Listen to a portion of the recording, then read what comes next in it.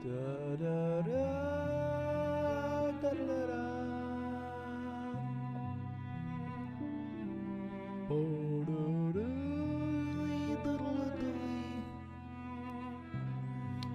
hello, chatters, chatties. How's everybody doing?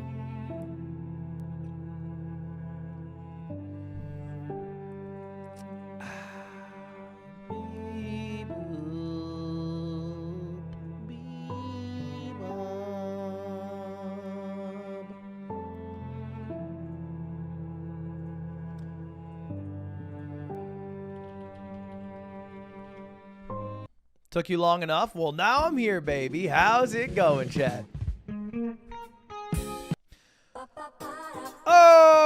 Okay. Da, da, da, da, da. What up, boys? How we doing today? How's everybody going? No stream yesterday. Sorry I'm a little late. I was trying to be a good New England Patriots fan and watch their game against the Buffalo Bills. But eventually the level of ineptitude was too much. And, it's GG. It's GG. The Pats are out. But I got a nice espresso.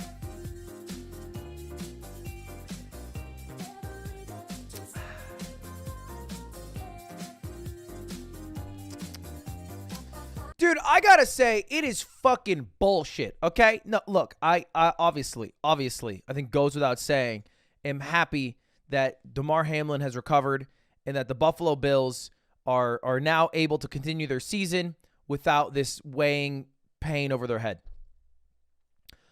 But man, is it tough to go against the team who have all the emotional, mental, spiritual, physical support of the National Football League.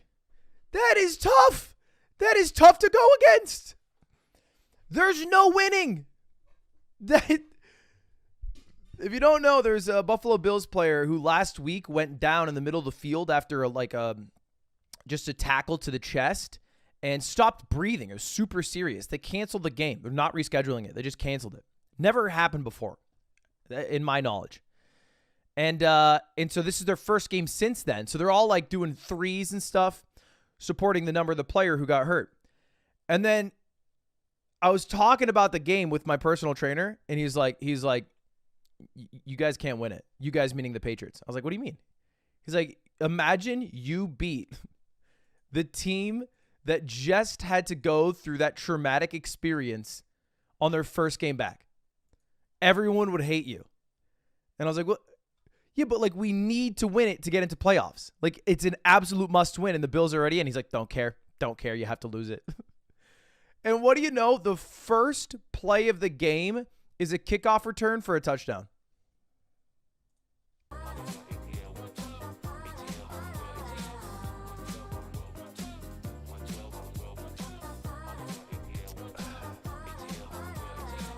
Dude, come on. The worst part is I bet $500 in the New England Patriots last summer that they would win the Super Bowl. And look, I knew they wouldn't win the Super Bowl. I just wanted a chance. I just wanted to sweat it a little bit. They didn't even make playoffs. Come on. Sorry you root for such bad teams. Okay, to be clear, I'm rooting for the most winning football team of all time. Right? To be clear.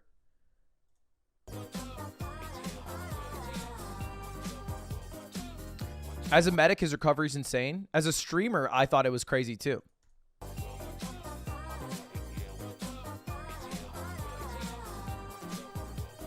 Ba, ba, ba, ba.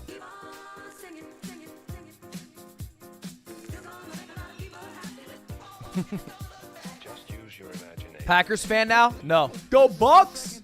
Let's go Bucks! Let's go Brady, baby! Anyway, chat, what's up? Welcome back to the stream. I was not live yesterday because I was hanging out with Bobby Scar for his birthday. You know what I watched? Dude, you know what's an amazing movie? Casino Royale. Casino Royale is a godlike movie. Dude, it's like a fucking top 25 movie. That's okay. That's a little an exaggeration. But it's a great movie. Holy shit. I rewatched it. It's been years. I was like, God damn. I've already seen it, of course, when I was younger. Dude, I've seen Casino Royale. I was a little virgin back in the day. I had an iPod. I had 3 songs purchased on my iPod. This is true. I only ever had enough money to purchase 3 songs on my iPod. One of them, this song. Ready? This is going to be embarrassing.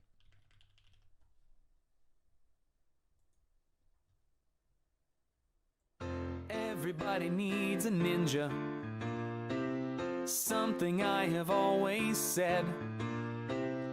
'Cause you never know when someone else might want to see you dead.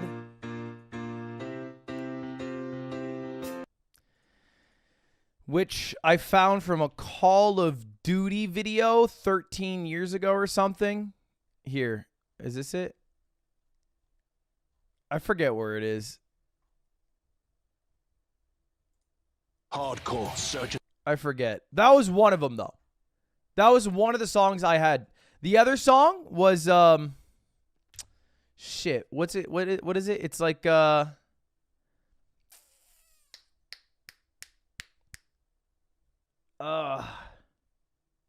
John LaJoie. No. Shit, what's the one that goes shit for brains like a Blumpkin? Movie. Are the rest of the movies good? Because I've seen Quantum of Solace when I was young. I think I watched Skyfall. That was good. But I didn't watch Spectre, and I didn't watch the last one. I've heard some are bad. I was thinking about rewatching them all.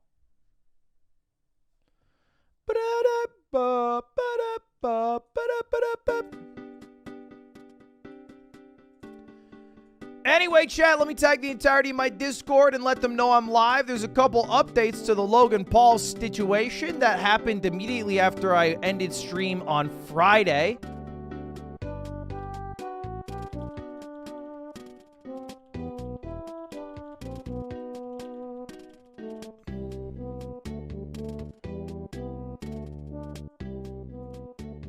What's that one song? Is it Chrono Trigger? OST? What's the one that goes da da da da da da da da da? You know what I'm talking about? Da da da da da da da da da.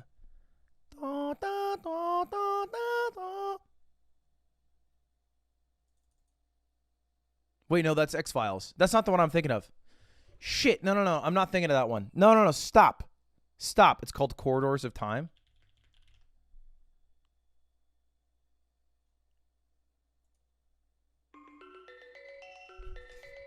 No, it's the other one that's like this. This is the Boshi song.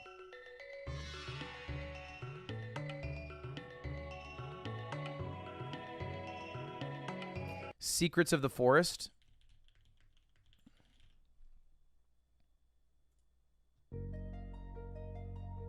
It's not this one, but this one's fire. Anyway, chat, what's up? Welcome back today. Quick little drama update. No mogul mail about this yet because I think Logan Paul is going to make a reply, like another video, probably in the Impulsive podcast if I had to guess. But it's about CryptoZoo. Because if you didn't tune into last stream, I lost $220 playing a CryptoZoo knockoff game. It was actually closer to 300, but it is what it is.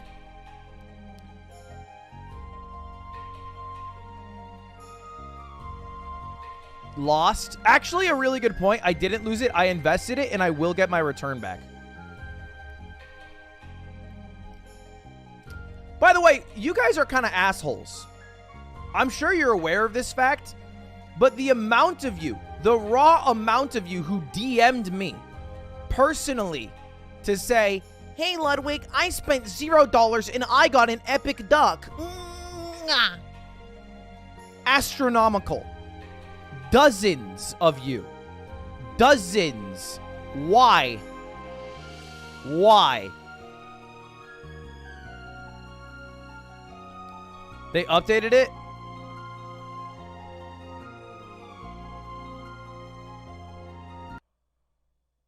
What the fuck? Dude, wait, why do I have whatever this number is? 100,000 million, billion, trillion, quadrillion.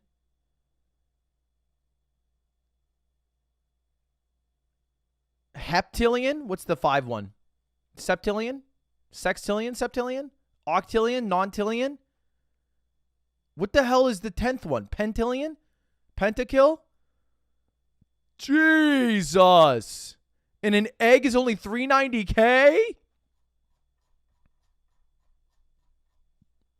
Yeah. I'm thinking we're printing stacks today.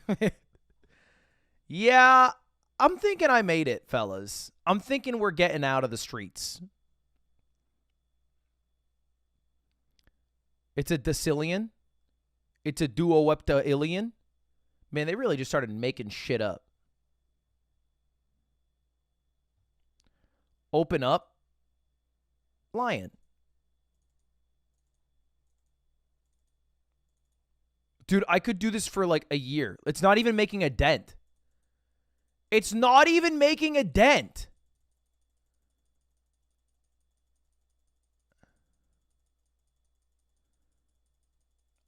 None of this matters. It's 450K. I have more money than everything ever. I'm rich. Give me a dragon. Anyway, we're getting distracted. But last time on stream, I played the crypto zoo called Real Zoo game that was made in a few hours. And we were talking about like what Logan Paul might do now that he kind of failed in his response video. And I think Stans actually had a good take. I don't know if we watched Stans' take. Stans Logan Paul.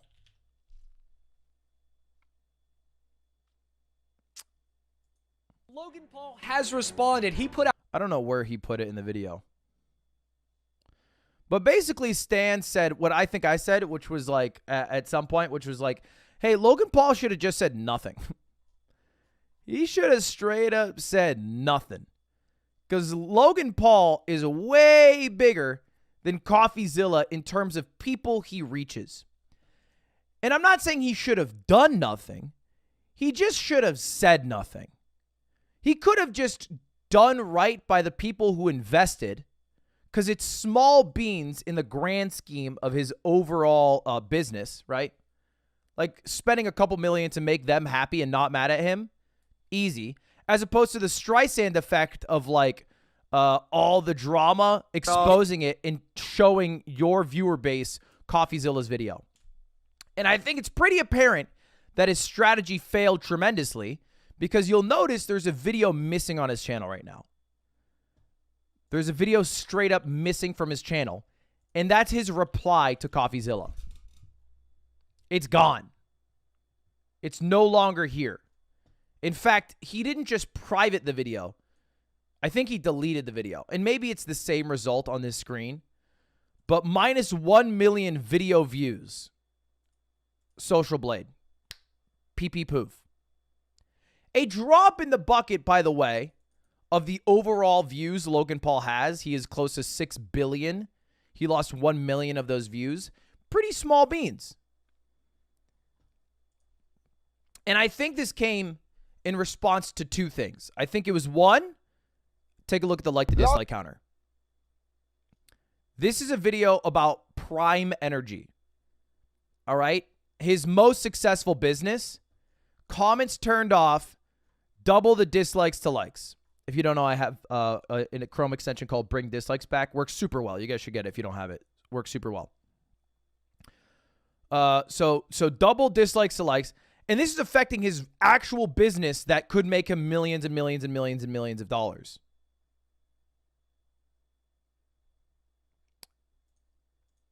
Not to mention how people were reacting on the last Impulsive episode. Holy shit. What is that? 7-1 dislikes to likes? 6-1? Tough. All the comments are hating on him. And then on top of it, so that's reason one, is all the backlash that he got from his viewers, right? Like, we can admit that this is his viewer base. Mike. Because it has 1.6 million views, which is about how many views he gets on like a normal Impulsive. So it's kind of like his own audience is like, nah, I don't fuck with you. But then CoffeeZilla also tweeted this out, and I think Logan got like a little nervous. Now, this is all conjecture. This is all like speculation. But like, imagine you're Logan. You did your response. It went over terribly, right? Everyone's mad at you, including your fans. And then Coffee's like, and I'm going in for round 2, baby. You're probably like, nah, fuck that shit. Fuck that. Fuck that straight up. Nope, I don't want it. I don't want the smoke. Nope, I'm out. Nope, GG. GG. Nope, I don't want it.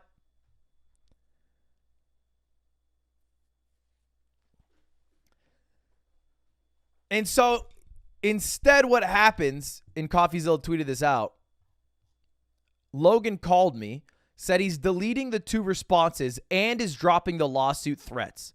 I believe he's making a 3rd response, which I'll be delaying my video to include, which hopefully takes accountability, refunds the victims of CryptoZoo, which is what matters. And then here's Logan's response to the actual CryptoZoo Discord, which says, hey, I just wanted to update you. I deleted my initial response to Coffee's series. It was rash and misaligned with the true issues at hand, so I called him today and apologized. The war is not with Coffee. In fact, I'm grateful he brought this to light. I will be taking accountability, apologizing, and coming forward with a plan in the near future. Thank you all for believing in this project and sticking with me. I know it's been bumpy, but your support through it all means everything to me, and I'll make it right. Which is like all he had to do at the start. From the start, if all he did was just post this in the Discord, then it's like, GG.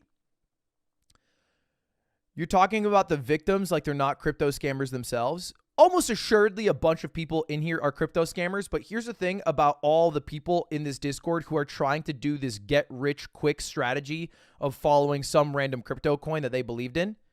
They can still get scammed. And there can still be someone taking advantage of them. Yeah, they are all trying to do the greater fool theory. They're all trying to find someone dumber to buy the coin later on so they can sell it and make money. Yeah, that's true. 100%. But you can't blame somebody for buying into a product that's marketed by Logan and then not getting anything from what they were promised when they initially bought it, right? You can't.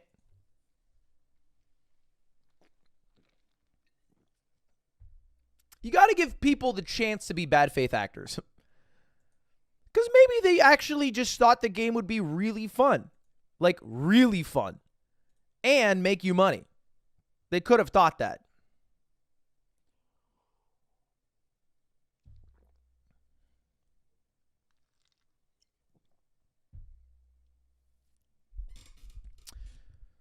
So, I mean, it's not over yet.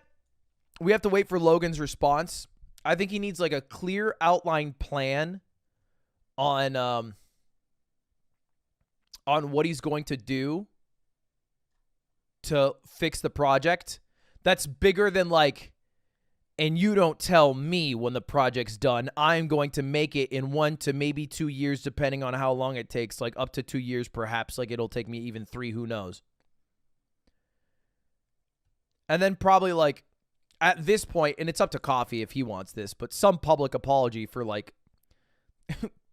literally just talking shit for 7 minutes straight. I would imagine.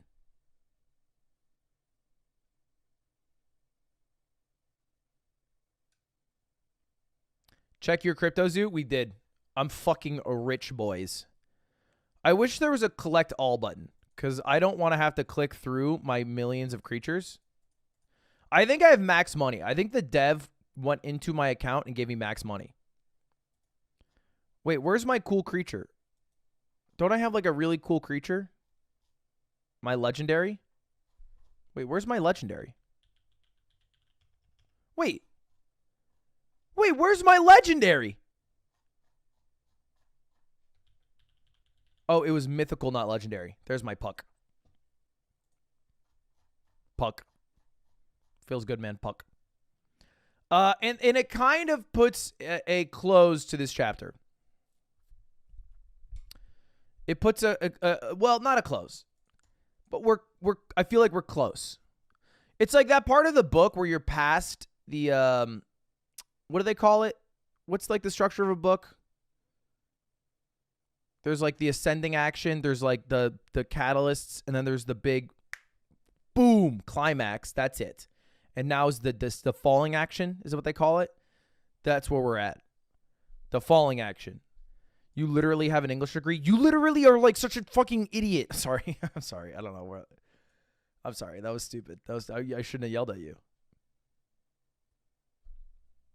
Prime hydration by Will Prime and KSI will Prime make KSI and Logan Paul billionaires?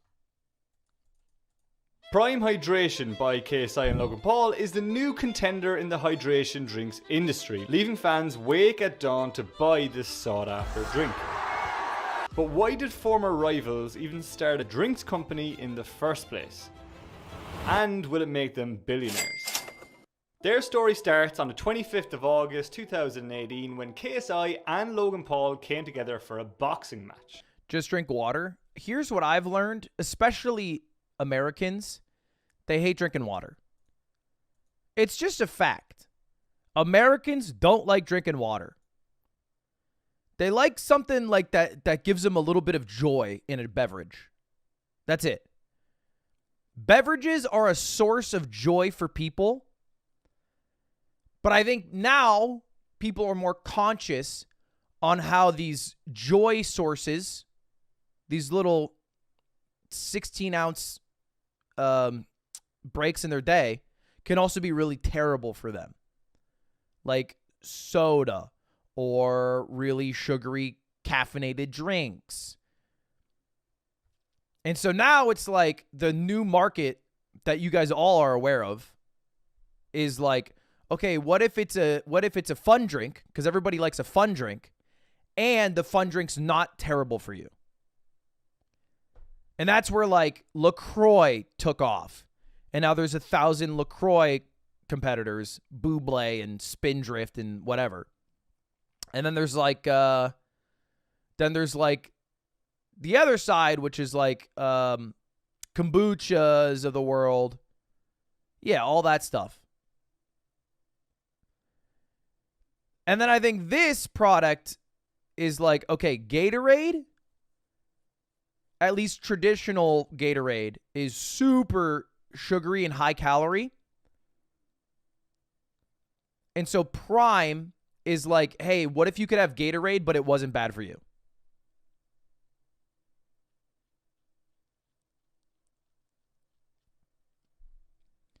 I think that's at least the marketing. I think the reality is that it's marketed as a hydration beverage, and it falls short of being anything close to a hydration beverage.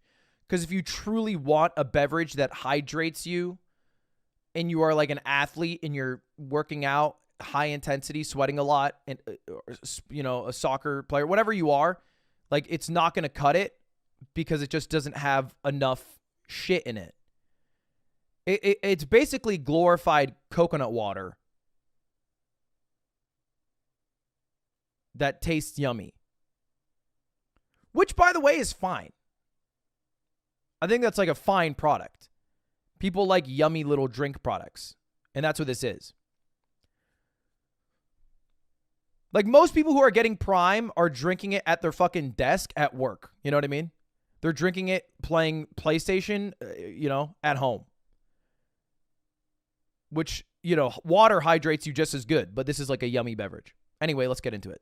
This event became the biggest amateur boxing match. Yeah, because if you actually want like a hydration beverage, you need like a good amount of salt, right? Like you need a good amount of calories. You need some carbs. You need some like sugar. Like you need shit. You need shit in it. Salt? Yeah, I think salt is like, if you're sweating a lot, salt is the main thing in sweat. Like, have you ever tasted your own sweat? It tastes like salt. So you're losing salt. So you need salt if you're losing salt. If you're trying to rehydrate to where you were at. Electrolytes.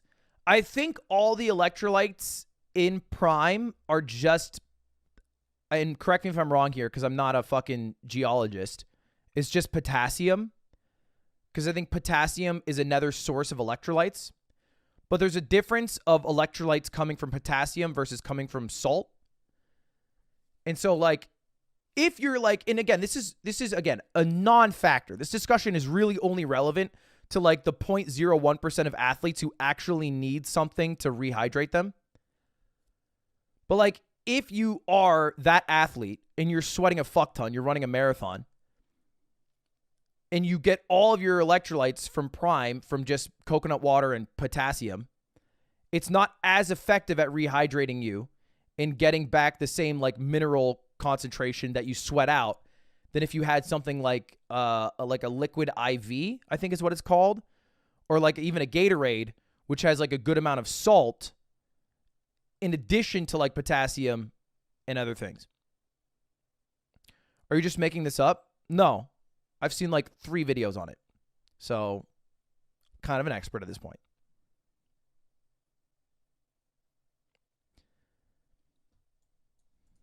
In history, which only showcases the power of their influence when they come together. After an unfortunate draw, the 2K... Okay, you're making fun of me because I said I watched 3 videos. You guys just watched Logan Paul say, it has a fuck ton of electrolytes. And then you're like, Ludwig has got electrolytes. Like, what are you going to do? Which is literally the plot of the movie Idiocracy. So...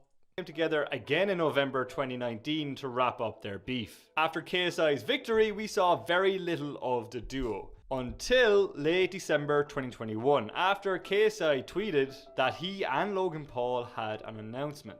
We have created our own drink company. Yeah. Fans were expecting boxing fight number 3. Considering they already beat each other up twice on 2 separate occasions, after the announcement, fans were pretty pissed.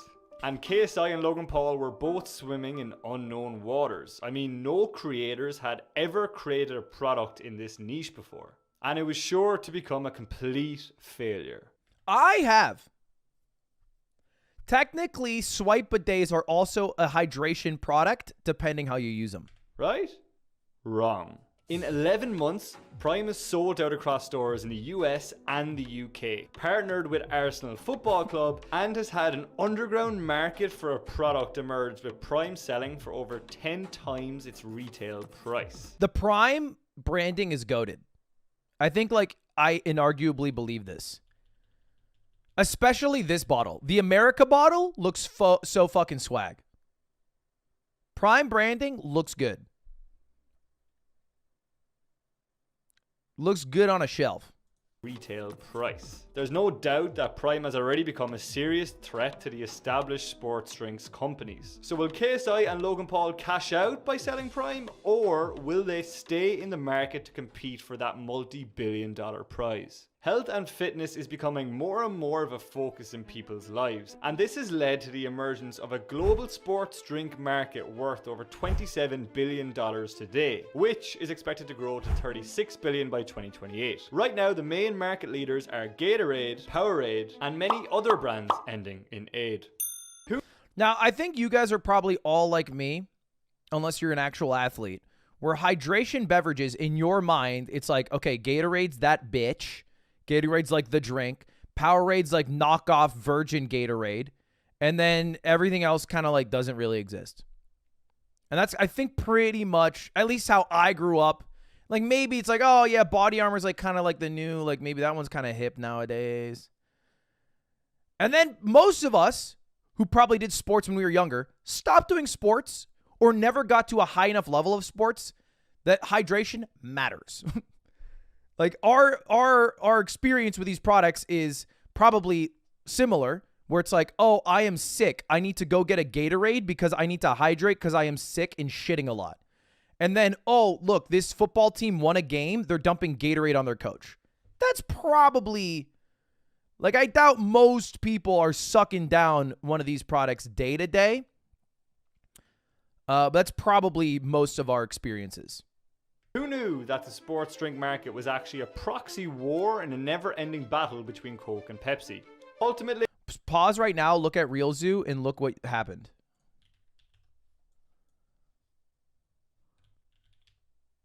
What? What the fuck? They made me a puck?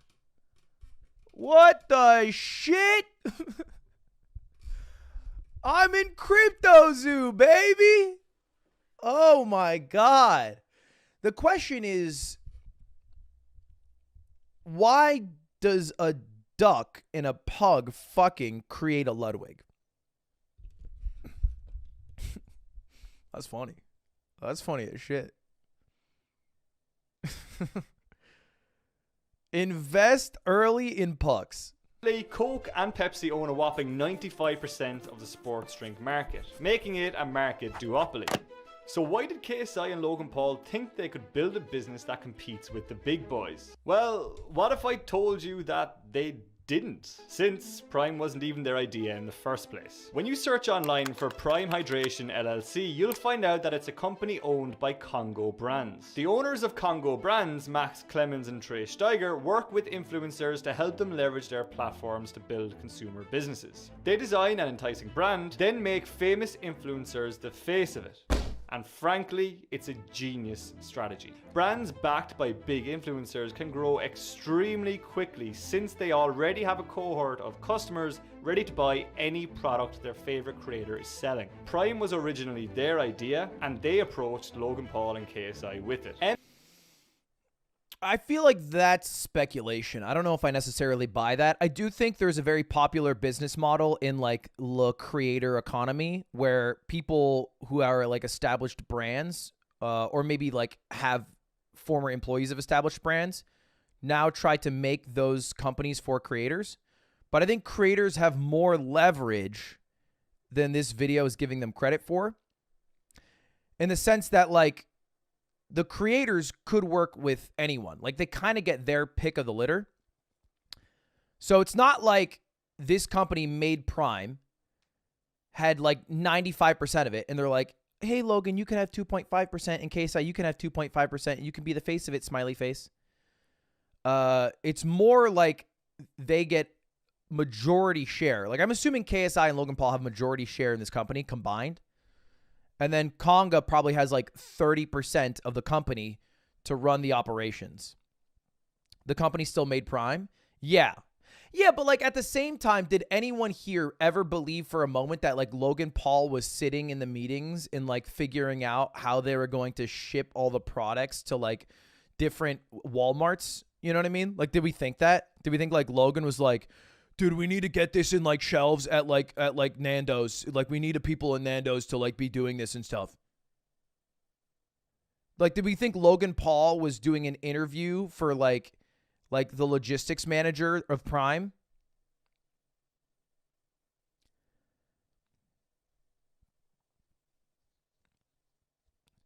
They're just the advertisers. I think they're probably like internally and externally founders. Well, so let's keep watching. MMBA think that Max, Trey, KSI and Logan all own around 20% of the company each. What is that? That Max Trey their idea, and they approached Logan Paul and KSI with it. MMBA think that Max, Trey, KSI and Logan all own around 20% of the company each, with the rest being owned by some other outside investors with retail expertise. Fundamentally, their goal is simple: to create a healthier alternative to existing sports drinks that taste better, and to grow Prime as big as it can possibly get. So, I don't know about the 20%. That felt like a pure guess, which could be true, but I assume 20%, especially combined between KSI and Logan, are like the plurality shareholders. And then maybe they had to get like a lot of outside help so that they didn't eat the risk of it.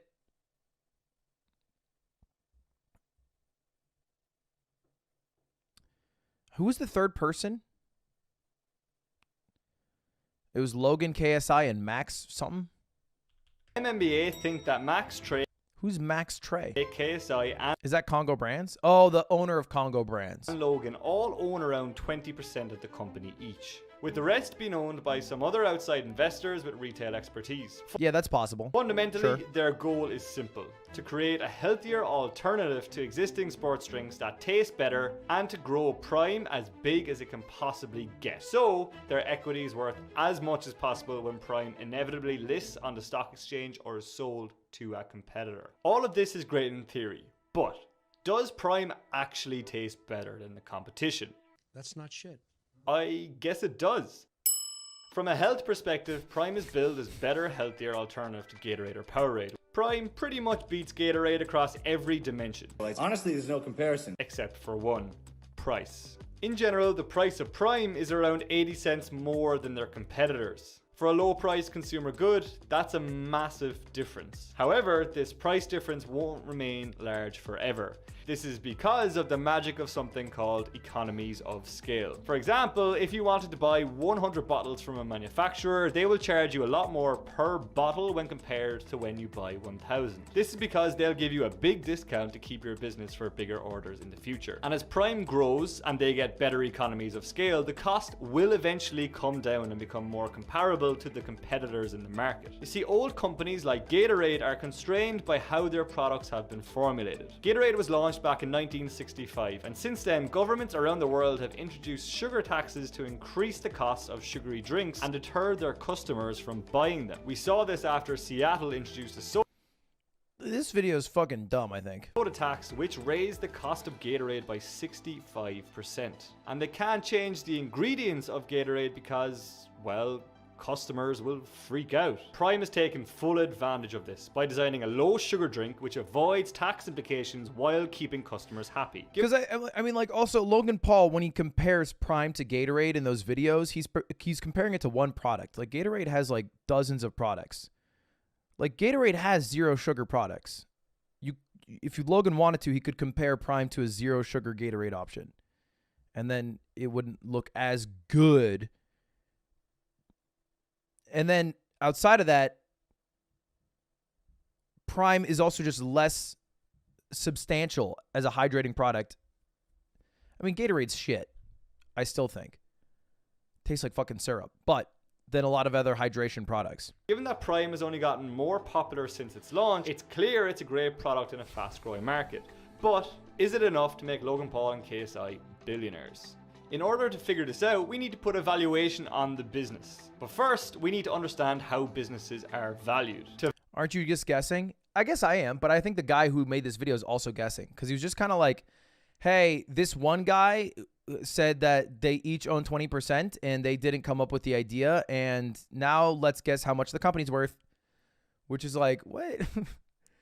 This is just pure conjecture. To value Prime, we're going to use a valuation technique called the multiples valuation method. This method involves looking at a similar company which is either publicly traded or has just been acquired. Then we compare how much profits it had relative to the amount that was paid for it, which then gives us a multiple. We then use this multiple to value our target company. Lucky for us, there is a very similar company to Prime which has just been acquired by Coca-Cola. In November 2021, Coca-Cola purchased the remaining stake in Body Armor for a cool $5.6 billion, all to bring the company under the Coca-Cola brand. The deal valued Body Armor at around $6.59 billion.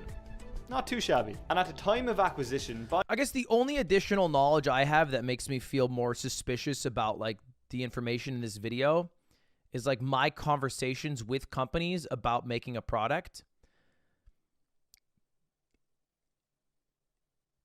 And so I guess the only question is, did Logan and KSI come up with the idea for Prime and then like try to go to different companies with that idea so that they could blow it up very quickly, as opposed to Logan and KSI making a company from the ground up with a higher percentage, but they would scale much slower? Or did Congo Brands come up to them and they were like, sure, why not? But I feel like it's, I don't know. They came to them. I feel like most people want that to be the case. Right? Like, maybe I'm wrong here, but I feel like most people are like, fuck Logan Paul right now. They're both YouTubers. Fuck them. They're dumb. They didn't come up with an idea. They're not impressive at all. They're fucking idiots.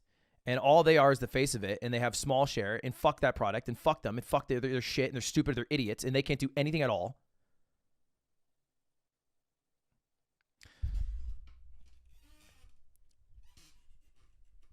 And so they just want them to be figureheads.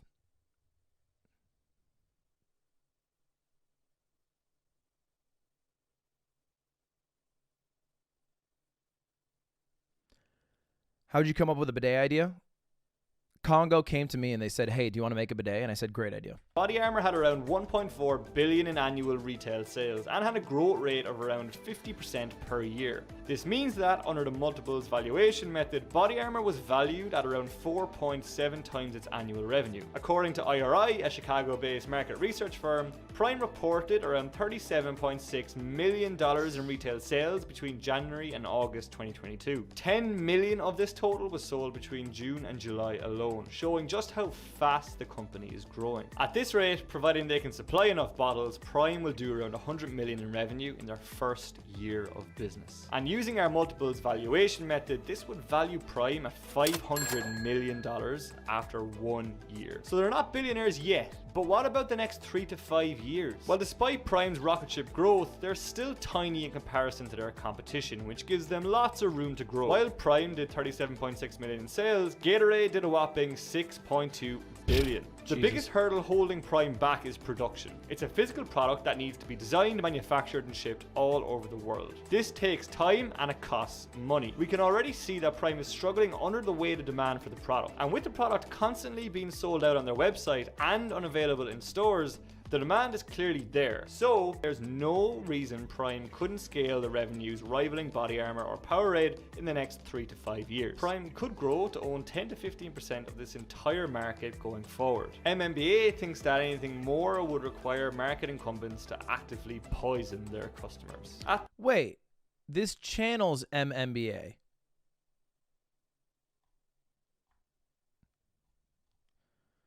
Oh, that's so confusing.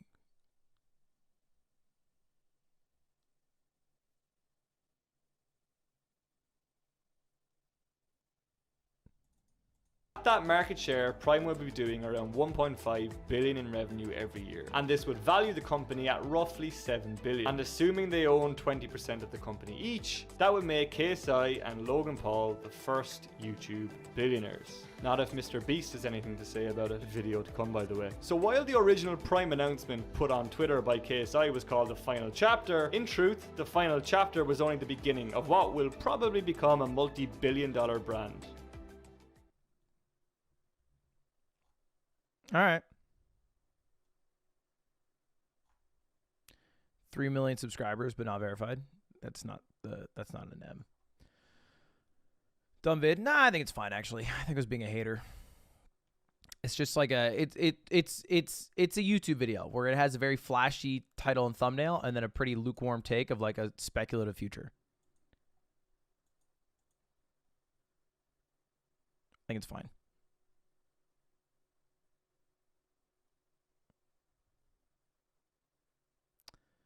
I do think people,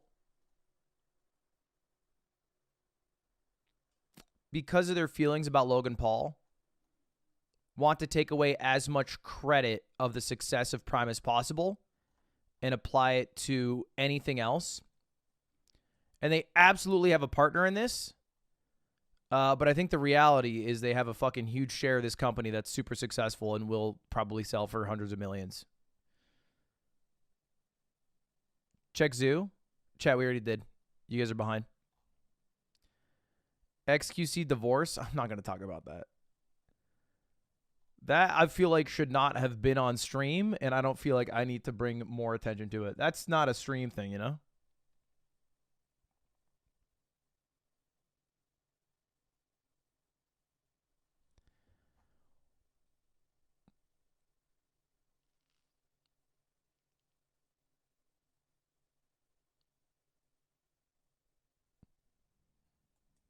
You see Donkey's new video?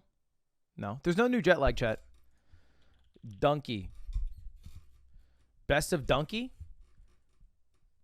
I feel like I've seen most of Donkey's videos, so best ofs would just be what I've already seen.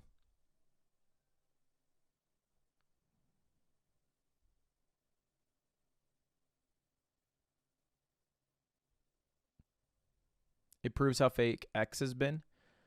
Do you feel like you have a good understanding of what's going on between X and Adept? Just like surface level question. A gut check, if you will. Because I feel like I don't. I feel like you're being a bit of a drama kitten.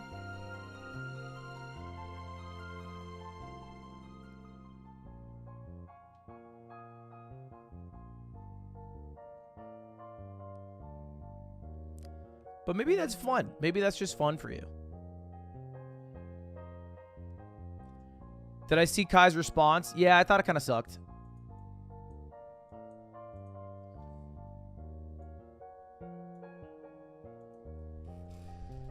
It kind of sucked, didn't it?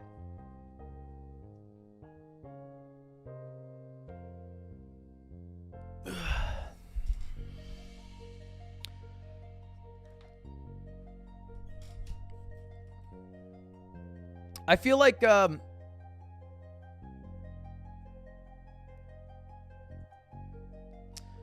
understand his point of like, hey, this is serious. I'm just going to go to the police. But the reality is, from what I've seen, is she messaged Kai for the name of this dude and said, hey, whatever you do, don't tell the guy that I'm messaging you. I don't want him to like get ahead of this and get out of what is like a very serious charge. And then Kai immediately went to the guy.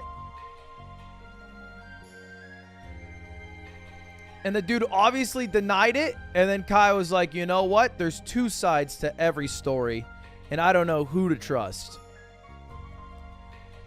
But the issue with that, although a normal, a normal mode of practice, I think it's normal in life to want to understand both sides and try to find the truth in it, is that if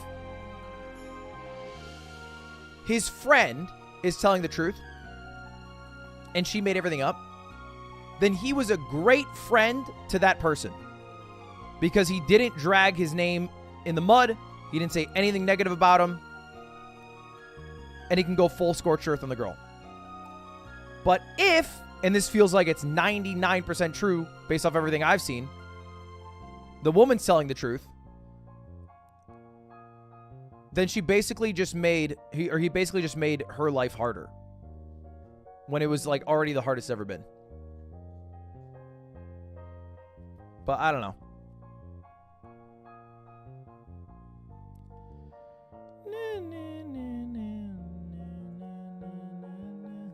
I also think it's just weird how he keeps saying I went immediately to the police, but then he actually talked to her on the phone and then talked to the guy. And then only then he went to the police. So I don't know. I don't know. We'll see. We'll see. Charlie video? Are you just talking about this huge Waffle House drama? There have been more fights at Waffle Houses than the entire history of the Roman Colosseum. It's a place where people go mainly just to throw down, it seems, and then maybe get like a waffle to celebrate either a victory or rub it in their wounds after a tough loss. I wouldn't be surprised if one of the prerequisites for being a waitress or waiter at a Waffle House is a black belt in Muay Thai. The food really is secondary to the true Waffle House experience of being able to be either a spectator in a brawl or a participant. Waffle House is a lot like my asshole. You just never know when shit's gonna pop off. And it feels like it's always just a matter of time before a fight breaks out. It's got this big reputation now as the go-to Thunderdome for giving or receiving ass whoopings. It's like almost a curse that haunts Waffle House where you go in there in a good mood, but the second you cross that threshold, it's like that scene out of Kingsman at the church where everyone just like flips on this switch and they're just fighting each other. I think there's an aura to it.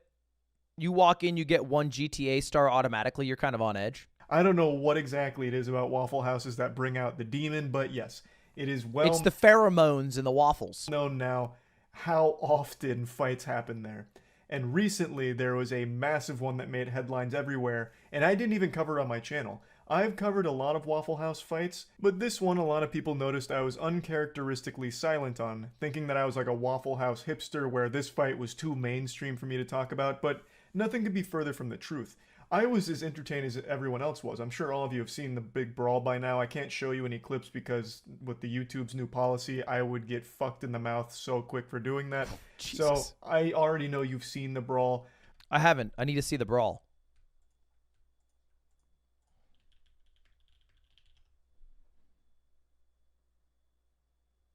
Yo, they still yo! Damn, that was badass. The way she grabbed that chair and spun it and threw it, that was fucking dope. Yo, they still yo! That was sick, bro. The way the chair spun, that was nasty. Holy shit. And no eye contact was broken? Dude, that was the slip. Oh my God. We're 3 seconds in and we are seeing levels of martial arts that, I think Charlie was right, clearly requires a decade of Muay Thai. All right, I'll watch it.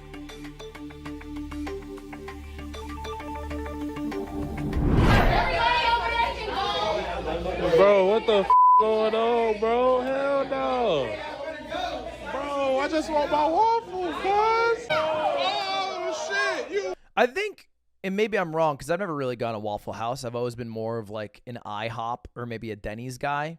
But like all these establishments are part of like the 24/7, I think, right? 24/7 diner America culture, you know? And so they're places you go at 2 a.m. after you're drunk as fuck and nothing else is open except for drive-thrus and in breakfast places, diners. So I feel like that's why a lot of fights start. Because Waffle House is like an IHOP or a Denny's, right? Like they're kind of 24/7 diners usually.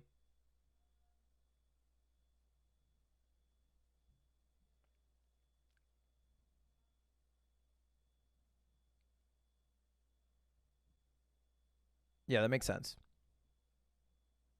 What the fuck is up with the syrup at IHOP, by the way? I kind of switched at one point in my life from an IHOP guy to a Denny's guy. Because every IHOP has like 5 syrups and they're all fucking terrible. They got like weird, they're trying to get quirky with it. The syrups. The maple syrups. It's like fucking butter pecan. They got like boysenberry. Just give me good authentic syrup. Maybe this is my New England coming out. This is my New England coming out. I just want some authentic syrup. Boysenberry's so fucking good. No. That was a fucking good shit. It's bad. Oh shit, you are wildin'. Oh, What the hell happened there? oh shit, you are wildin'. What the hell did she just throw? Hold up. Oh, I think she threw this coffee thing, right? oh shit, you are wildin'. Oh shit. Oh shit. Oh shit. Okay, I kind of get why they fired her then. That was the salt shaker on the counter. Yo, wildin'. Yo, wildin'. I mean, this shows how effective barriers and fortifications can be in classic warfare.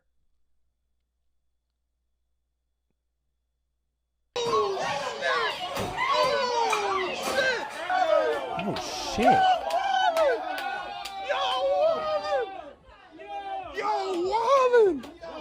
Yo, they still yo. That was sick. Oh my god, bro. Oh my god, bro. You wildin'. Yo, chill. You about to go to jail. Chill. Y'all about to go to jail. You wildin'. Hey, get over the Is this just another fight? Did they just switch to another fight? Is this video just a few Waffle House? tower. You're going to jail. Get out the store. I'm so tired of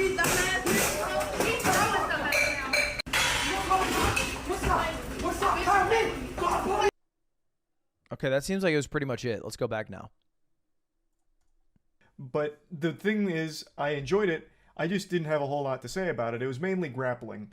There was like not a whole lot of like squaring up and delivering knuckle sandwiches. It was pretty much grappling until the end, where it finished with a WWE style chair throw, which led to a now historic internet moment.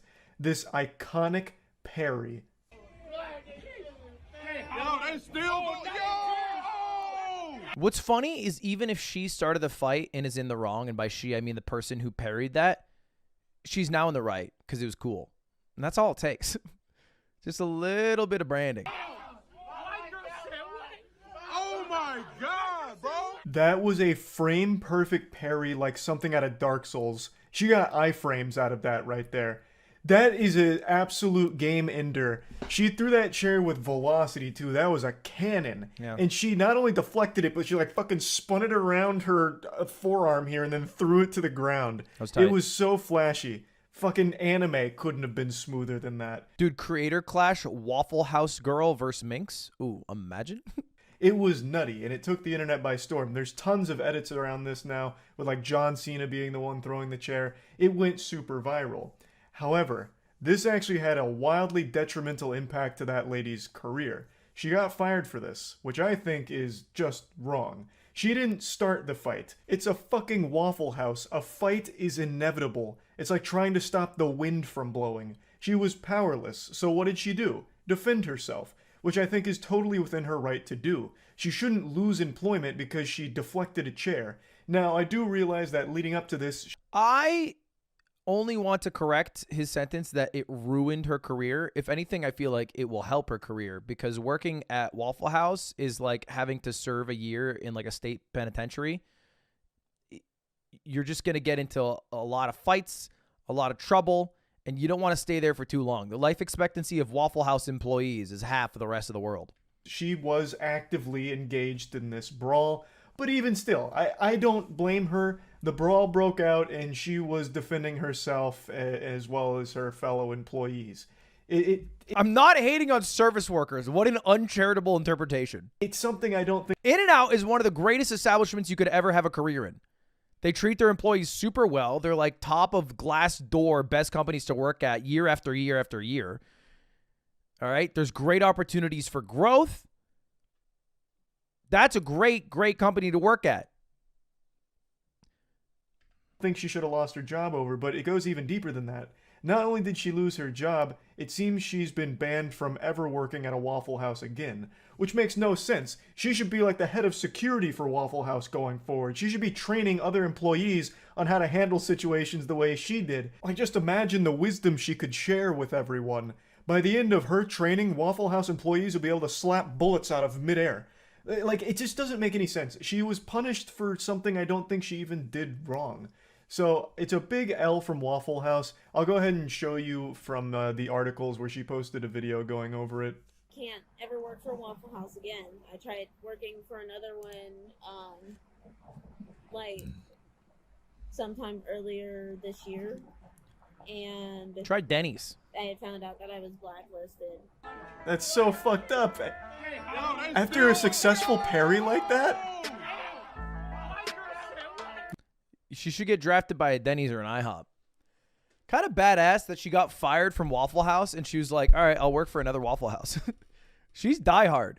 You want her at a Waffle House. If I'm like an owner of a Waffle House, I'm hiring her. That's love. She's got love for Waffle House. Man, Waffle House is so dumb for that. She should honestly have been promoted.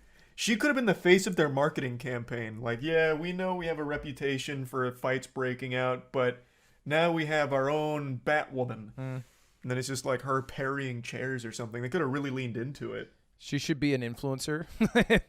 She's like a TikToker. And she just has different celebrities throw chairs at her. And she's like... Fucking stupid L Waffle House, man. Jesus. I don't know how they couldn't see this easy slam dunk for PR. I do think she fucked up based off watching the video by throwing whatever she threw because that seemed to have escalated the situation, and your job as an employee is probably to de-escalate as much as possible. Like, the goal should be, I mean, self-defense is fine, but like you want as much evidence as possible that the people you were fighting against were in the wrong. That's what you want. There's like stories of people who worked at, because I worked at Best Buy for like a year, but there were stories of people at Best Buy who would get fired because they would stop somebody from stealing products. And they would get into like physical altercations with people who were stealing, you know, whatever they were stealing. And they're like, no, you're not allowed to do that because the risk of a lawsuit is greater than the turnover of whatever was stolen. So the job is more intimidation than it actually is like, hey, don't let anyone steal anything. What was she supposed to do? Just let it hit her in the face? I don't think she was blacklisted for parrying the chair. I think she got blacklisted because it might be company policy that when a fight breaks out and you're like participating, you get fired. I don't think it was necessarily this successful parry. Why would you prevent theft of corporate property? There's a whole division at Best Buy that's dedicated to that. I forget what they call them. Chat, does anyone know? There's like a straight up division whose job it is to prevent theft without actually preventing theft. Loss prevention, yeah. That's actually the perfect name. Loss prevention.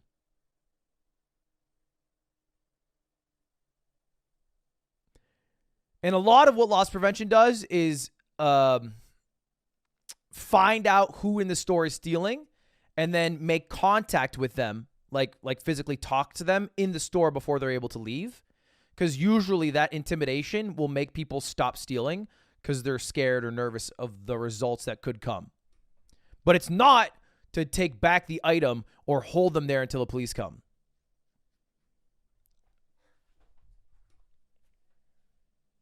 It works well, from what I've heard.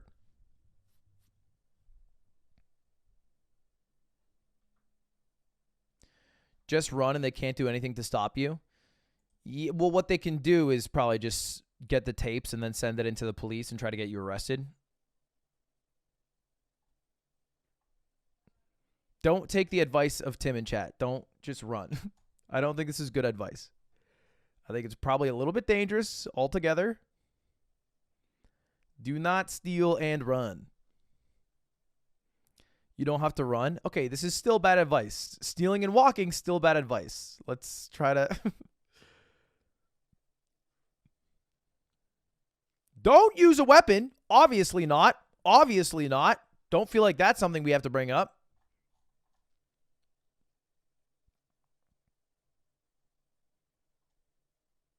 At a Best Buy, you know a motherfucker at Geek Squad, all right, has the license to carry, conceal carry, and he's waiting. He's waiting. All right, don't do that. Don't do that.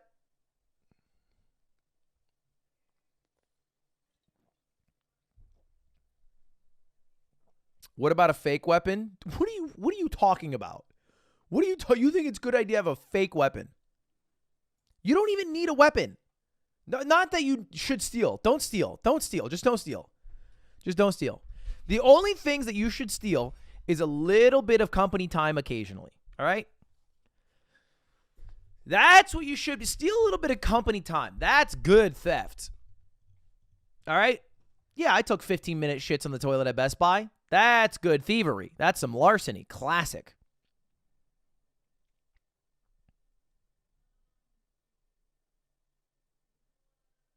Chat, I have an idea. I've been sitting on this idea for a while, but I haven't had the chance to do it. And we have enough people here that I think we could do it. I think it'd be kind of fun. Do you want to try it? I need your participation. This is a group activity.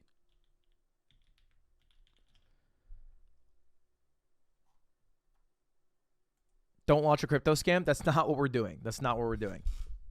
Okay, never mind. We have to cancel my idea. No, my idea is as follows. If you don't know, there's a thing on Steam called Steam Charts. It's a public record of how many people play each game on the app, on the website, whatever. And there's actually known examples where streamers are able to make a game so popular that its all-time player peak comes from a stream. Like this example here, Super Auto Pets, where the peak player base was during a tournament that I ran with a bunch of influencers a year ago. And I thought it'd be a fun idea if we found a free game on Steam. Maybe some shit game, maybe some unheard of game. And we all play it together, whatever it is, and try to get it to be at its peak player base ever. Kind of like a love raid, but to some random ass game dev who has no idea what's coming. So what I need from you guys are suggestions of free games on Steam that we can all play that are fun or quirky or whatever to achieve this goal.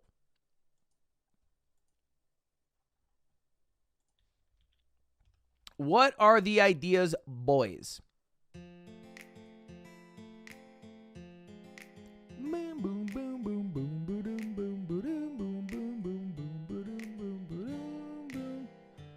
One-armed cook. One-armed cook Steam charts. Happy Valentine's Day. What is one-armed cook?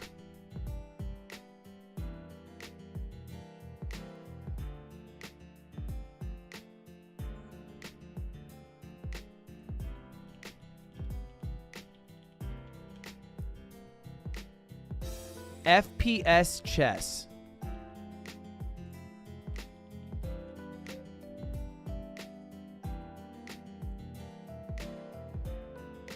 FPS chess has a peak player base all time of 1,100 people. Wait, that's kind of achievable. Is it free? Hold up. FPS chess. Oh yeah, it's free.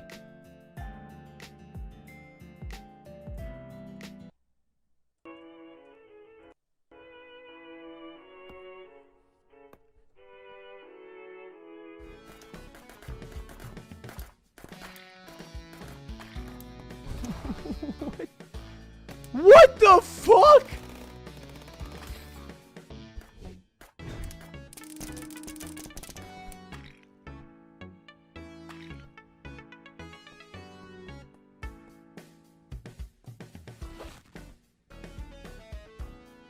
What?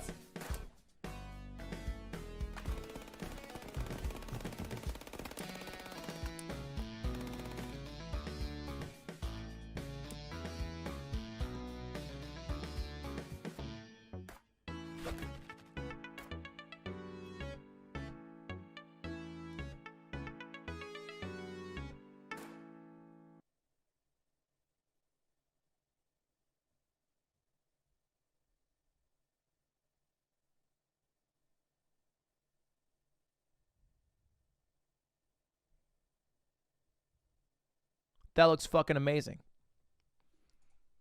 All right, let's look at a couple other options and then vote. Let's look at a couple other options. The other one was one-armed chef.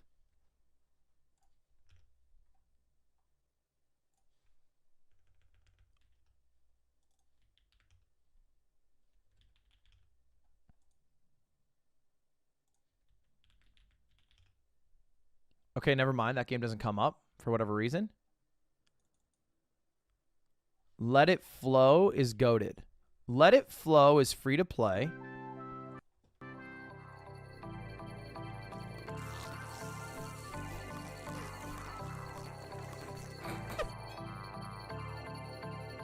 It's kind of like a Fall Guys.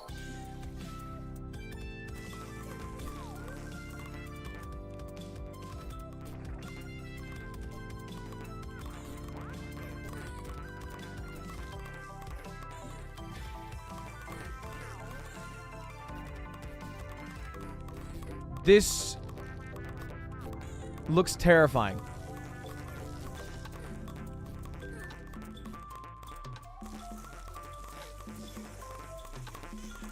It would be an easy goal to achieve because their max player base is 150. It's called One-Armed Chef. Dude, I looked it up. One-Armed... Oh, it's called One-Armed Cook, not Chef. Wait, this game seems actually kind of popular. Hold up. One-Armed Cook Steam charts. All right, the max player base for One-Armed Cook is 2,200. Okay, I guess we could maybe beat that. That's a bit tough, though. It'll require all of you to help. Because you got to think, like, how many people are on mobile who don't have access to a computer right now? This is kind of tough.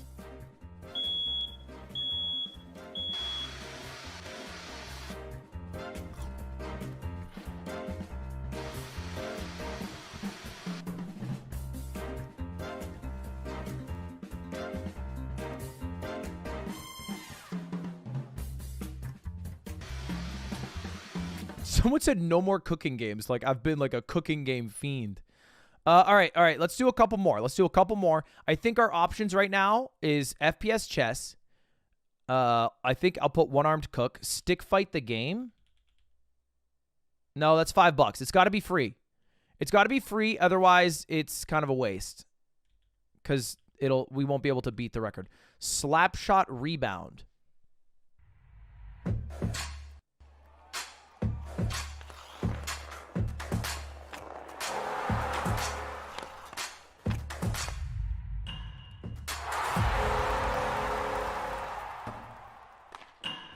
Okay, that looked kind of fun, I'm not going to lie. It looks like their peak player base is 1,300, so this one's not a bad idea.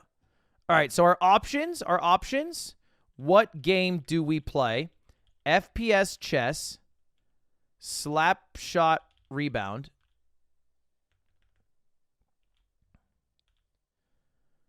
Give me some other ones, chat. Give me some other games.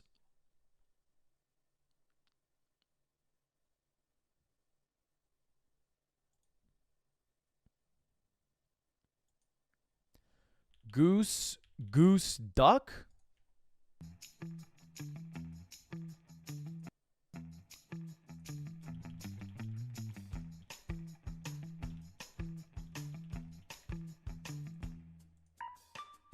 No.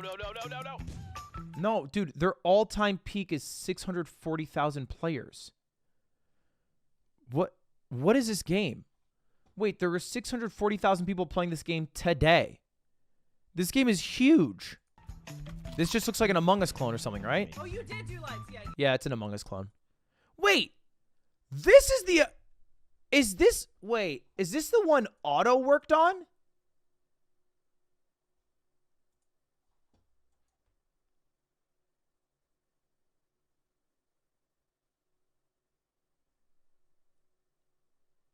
It is, right? Dude, Otto, your game is a success, bro.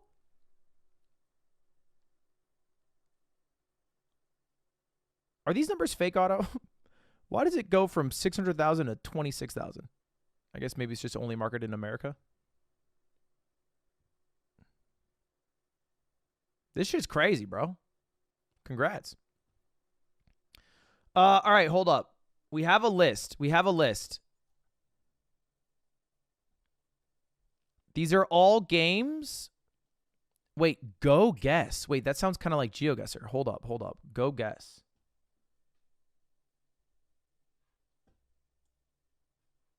Go guess.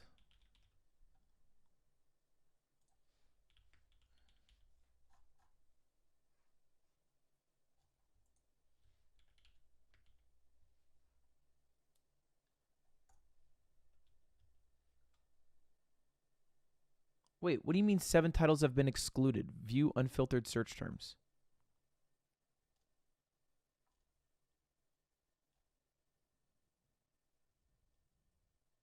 It doesn't show up. BTS played Otto's game. Is that real? Slappy Ball. Okay, let's give it a shot. Welcome to Slappy Ball. It sounds like the button.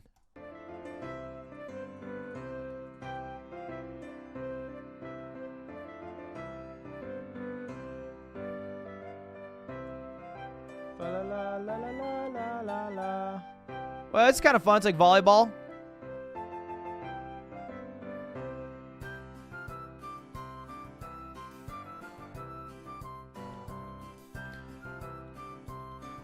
All right. And then the only other one that I keep seeing get spammed is disk space. Okay, that also doesn't pop up. Maybe they were just yelling at me because my disk space was low.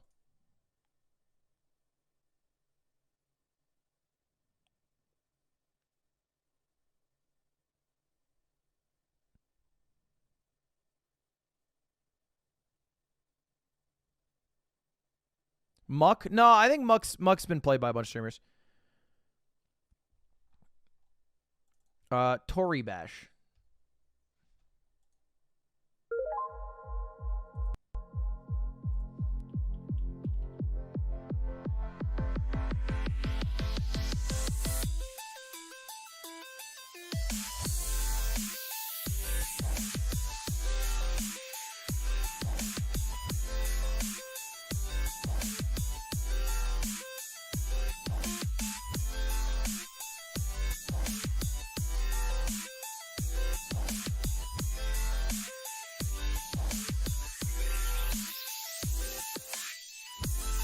I can tell I'm too fucking dumb for this game.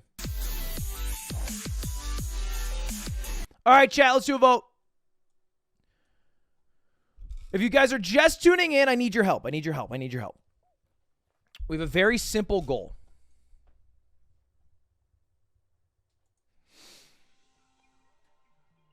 It's a very clear win, FPS chess. Okay. Here's the situation we are in. There's a game called FPS Chess on Steam. It's an absolutely free-to-play game. It kind of runs like absolute dog shit because, well, it was a student-made project. But we have the goal today of showing how powerful our stream community can be by making today the peak player base ever for this game. Now, the good news is we already have 786 people playing. The all-time peak is 1,100. Let's see how high we can randomly get this game. So if everyone's at a computer right now, do me a favor. Download FPS Chess and play somebody in chat. It's 1 gigabyte. Not bad.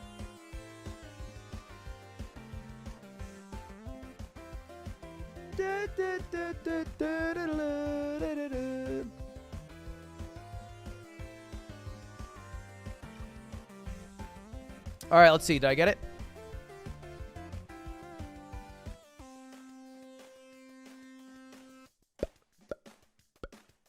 Bing. All right, FPS chess. Hold up, it's booting.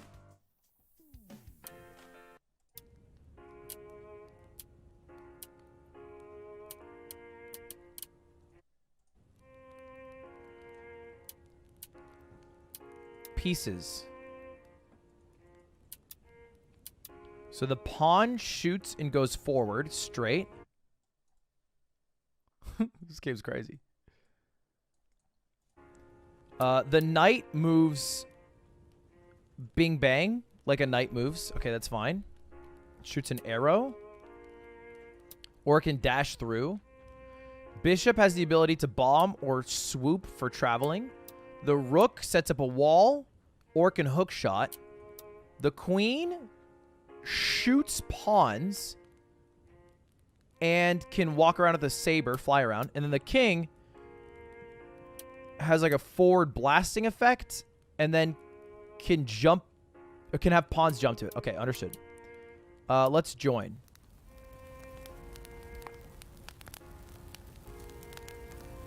Bloodbuds, I'm joining.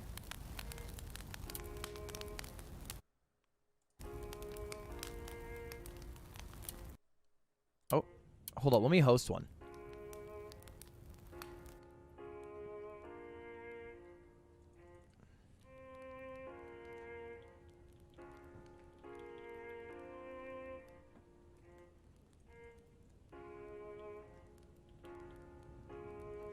You're going to get your IP leaked? Okay, let's not host one.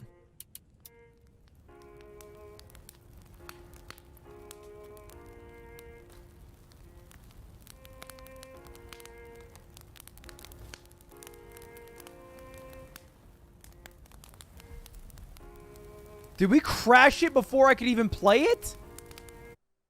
Tim, can you host a game and then send me the code?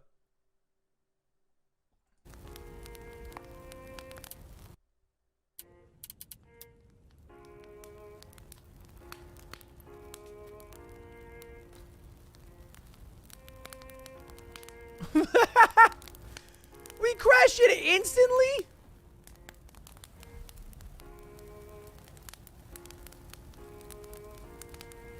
Are you serious?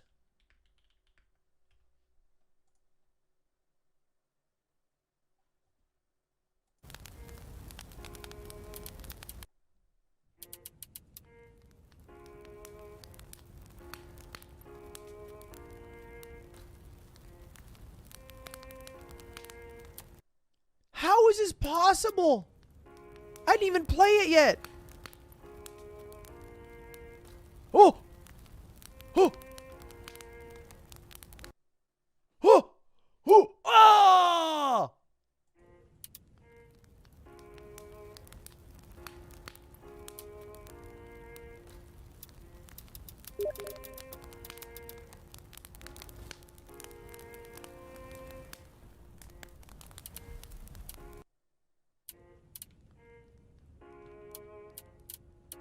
Tim, invite me.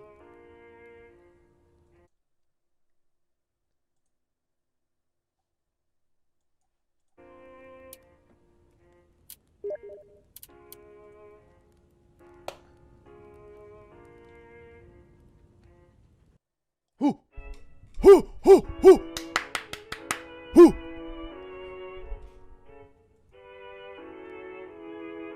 That's one of the worst openings. I'm going to control the center.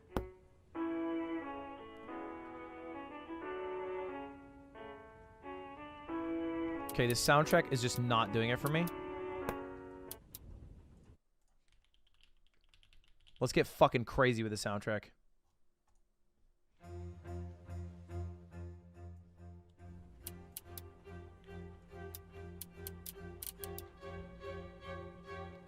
I will play.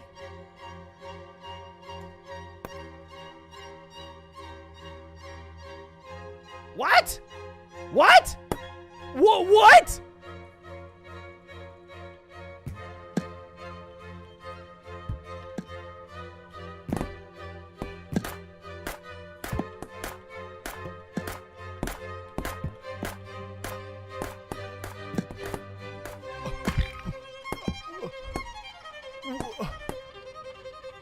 How do I get back up? Uppies!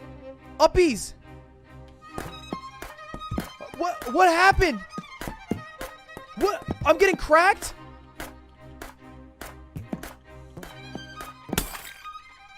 What happened?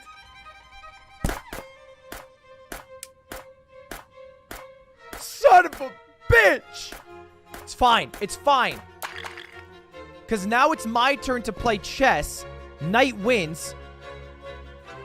That's your king, not your queen, you fucking idiot, Ludwig. Oh my god. That was my king there?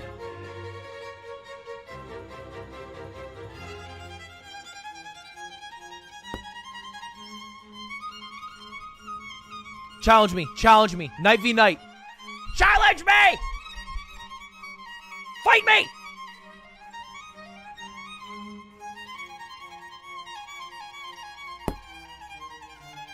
Wait, why am I a pawn again? He went for a pawn?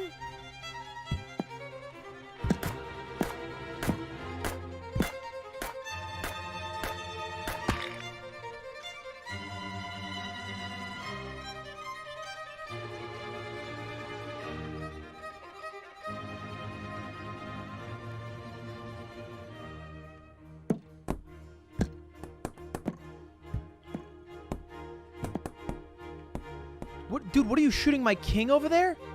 Did you just fucking stab my king in the heart? Where are you?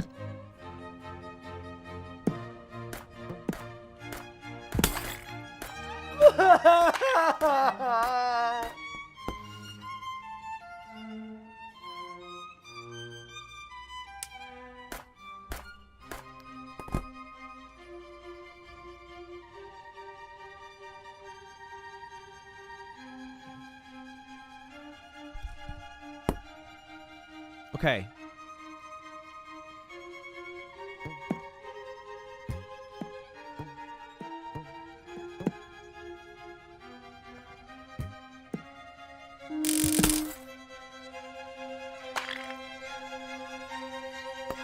I lose? What? I lost to a knight that couldn't even check me?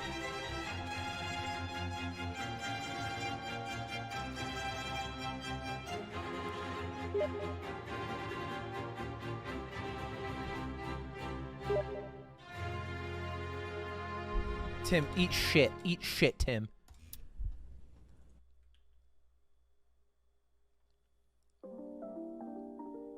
Chat, how do I check the current player base of the game?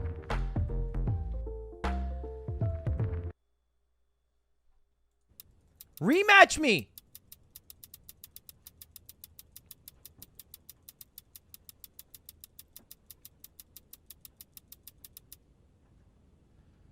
Community hub? All right, hold up. I'm going to check how many people are playing this game. Chat, if you do know what's happening right now, go to Steam and download the game FPS Chess and then find somebody in the Discord to play against, or maybe like one of your friends. And we're going to see if we can break the peak player base for this game ever. It's at like 1,000. I think we might have beat it, but I want to fucking smash it just to see how many people we can have play a game if we want. And I'm going to fuck Tim up right now. I'm going to fuck Tim up.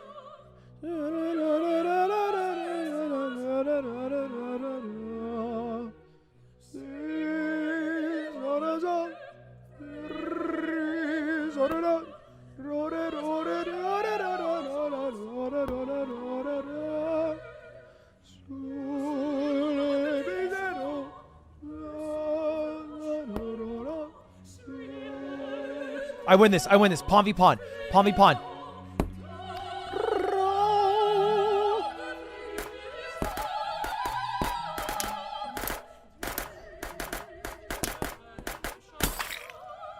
Oh my god, you left click to shoot! I thought you pressed E! Oh my god!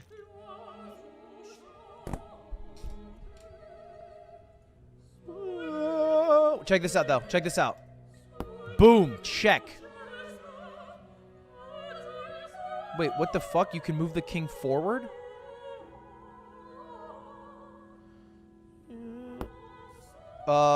Yeah, I think I'm gonna attack your king with my queen.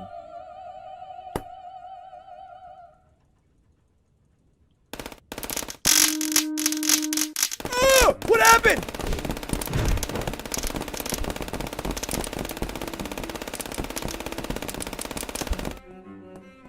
What the fuck just happened?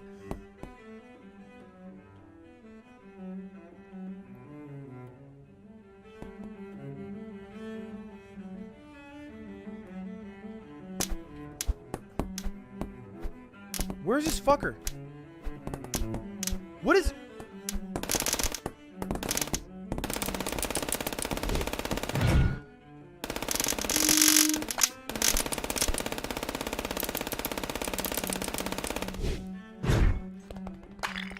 Bitch! Bitch!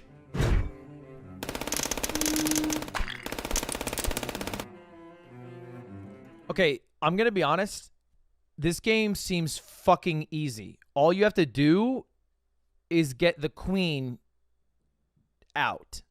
Because the queen is OP and will just beat everything in its path. I will respect Tim because he did win game 1. So it's now 1-1. And we will see who wins game 3. But I think I will crush him. Hold up. Let's check the community hub. So does it say somewhere here? Like, community hub.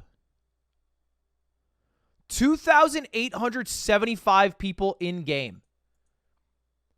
Their all-time peak is 1,133 before today, and we almost tripled it. That's fucking crazy. All right, give me one more.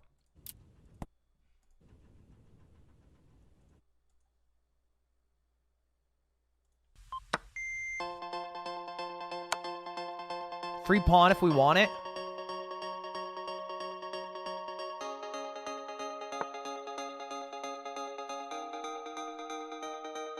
Gotta remember, nobody's protecting the queen as it stands.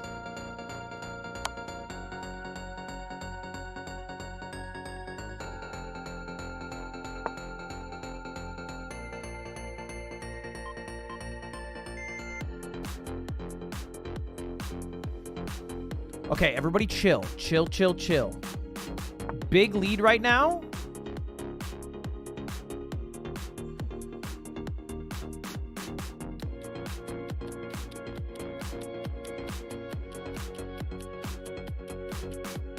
Check. Capture the knight. Probably going to interpose with the queen here. Oh, yeah, actually, clever gal. Let's do this move. And then that frees the knight to move here, which attacks the queen, while also attacking this knight, which is pinned. This guy's fucked up because he can't move his bishop anywhere, and his rook has only 2 squares. So this move is lethal. Okay, you're actually stream sniping me, you piece of shit.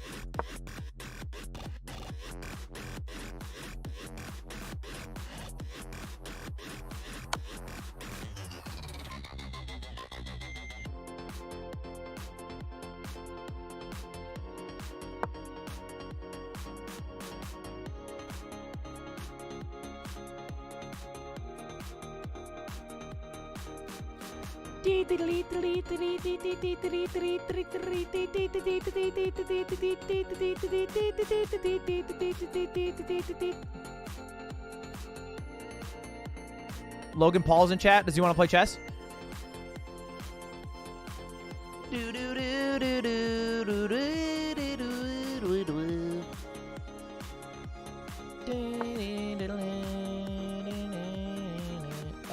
Let's capture. Check.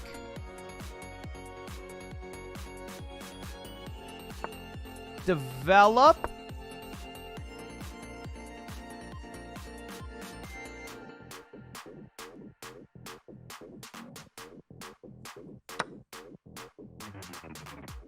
Capture.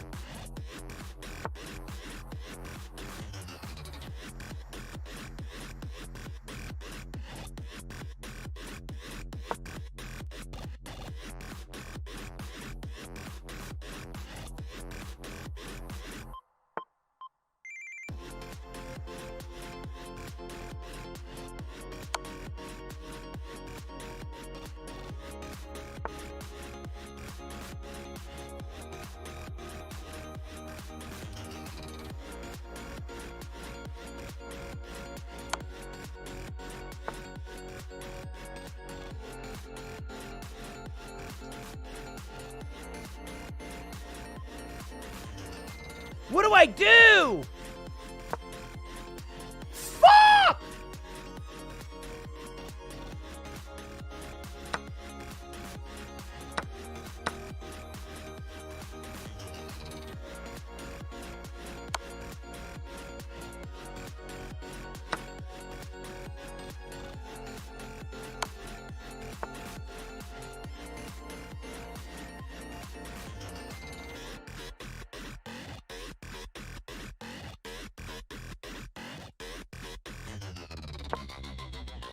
No!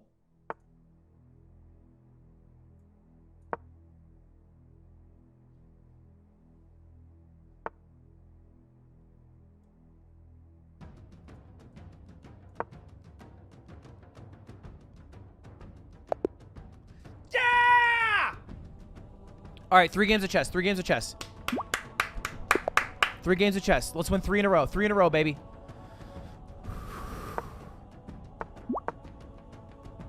We won that one on time, so we got to be speedy. Classic Scotch game. Shout out to the Scots. Where the Scots? Where the law of the law? That was so bad. That was Mike Myers bad. Okay.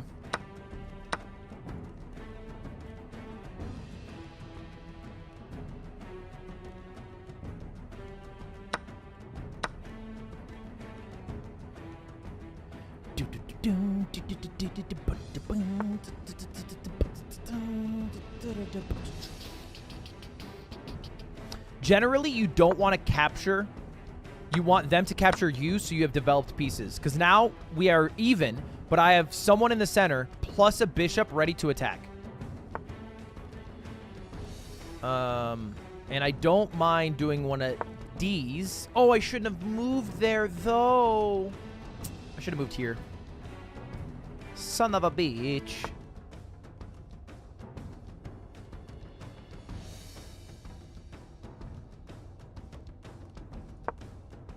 Is he gonna keep pushing?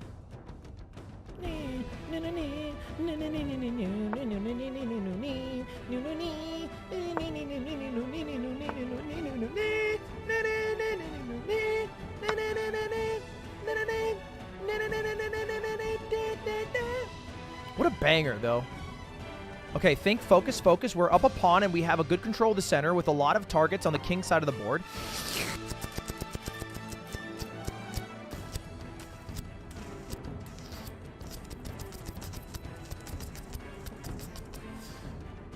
Shit, son of a bitch. Let's check the king. Check the king, castle, queen side. If he interposes, I capture. The king has to move. Yes! Yes! Okay, wait. Focus. We don't mind losing this pawn. This pawn means nothing to me. But now we have a nice attack here. King can't go here.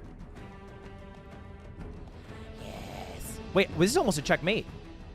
He's going to interpose. No.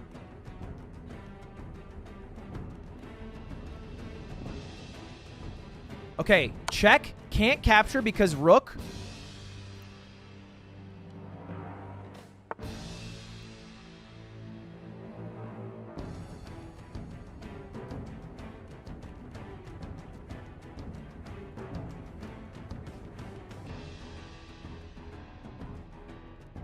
What do I do? I think I check.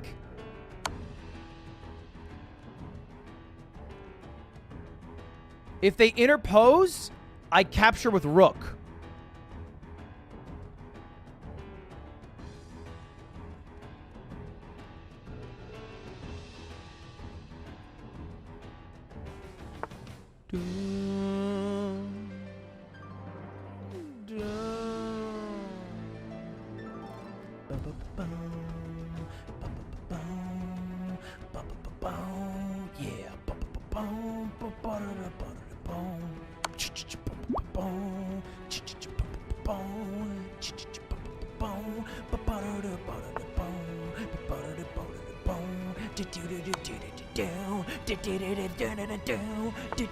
Get fucked. Get fucked. You're getting so fucking fucked.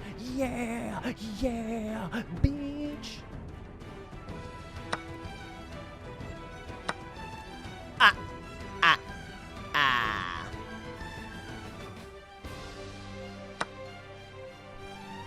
Woo! Let's go, baby! Yeah. I'm thinking I'm about to fuck you up, bro. Check this shit out. Yep, gobble gobble. Yep.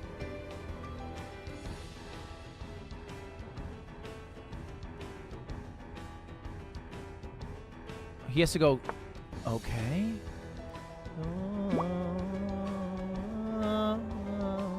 Check. Can't go back this way. Check.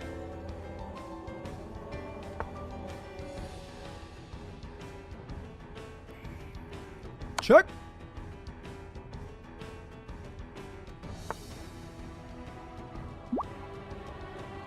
Check.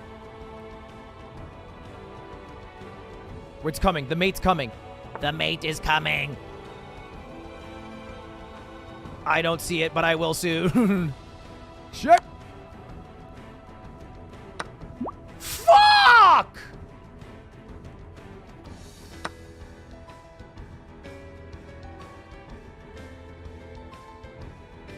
Son of a bitch.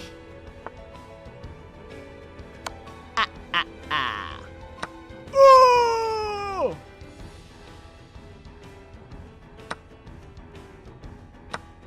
How did I throw this?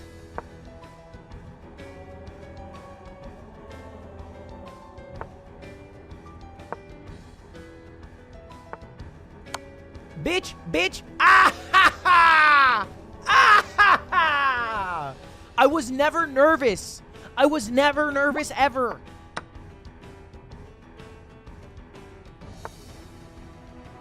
Don't mind if I do. Scooby-Doo.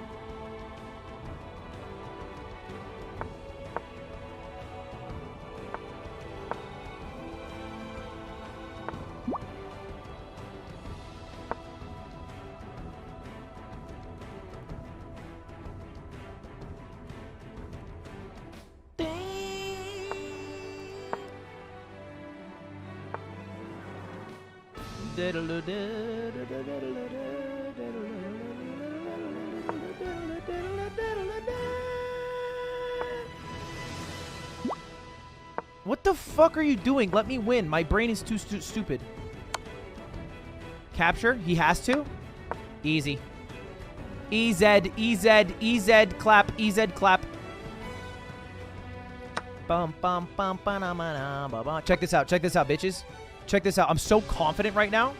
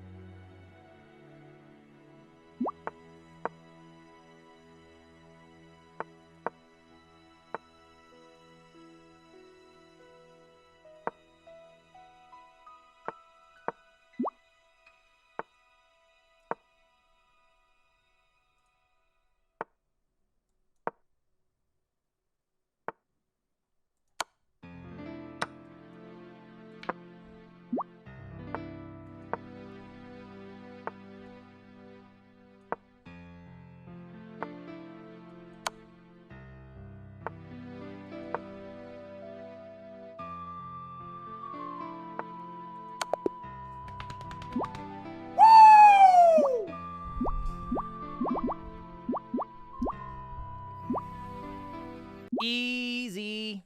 Stalemate. Dude, you guys are such rookies. All right? My Rook King mates are flawless. Flawless. By the way, you had a mate in 2 at the beginning. You moved the knight the wrong way. Wrong. Wrong and dumb. You are wrong and dumb.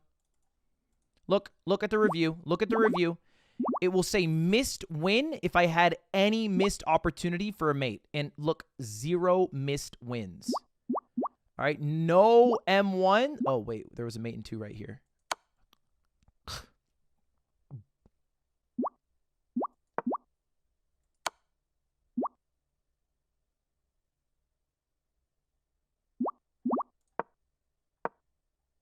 Oh, I'm supposed to move my rook. Shut up! Shut up, man. I don't want to play against you. I don't fuck with you like that. All right, let's win a 4th game. Let's win a 4th game. I just want to get 2,900 rating, and let's get out of here. We're going to go with the Dutch defense. Swaggy, swaggy, swaggy, swaggy. Chess.com, can you help me for the love of God? Meow. Meow. We're going to go with a classic Dutch defense, ladies and gentlemen. Things are cooking right now. Offering the bishop trade, loading up the centers with pawns. Yes, sir, will take that trade all day. Let's castle the king, and we have a beautiful start to this game. I'm swagging out. I'm swagging out. I'm swagging hard. I'm swagging hard. Did I say that? I am hard. Because it's true. I'm swagging out. I'm swagging out. Yeah, that's not gonna work. I see the idea of pinning my, you know, pawn, but it's just not gonna work. It's a great effort, valiant, but that was stupid. That was dumb. That was dumb of you. You're dumb.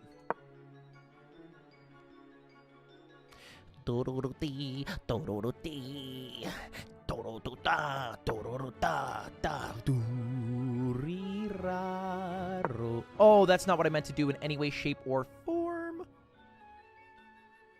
Everybody's always swagging out. Swagging out. Everybody's always swagging out. All right, hold up. We got to Okay, the threat here mainly is this capture because of the light defense of this pawn.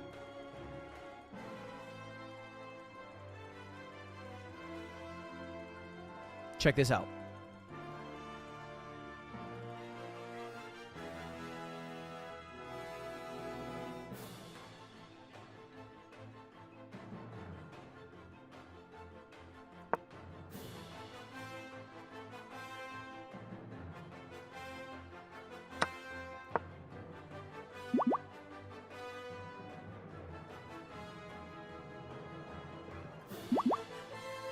Fuck, he saw!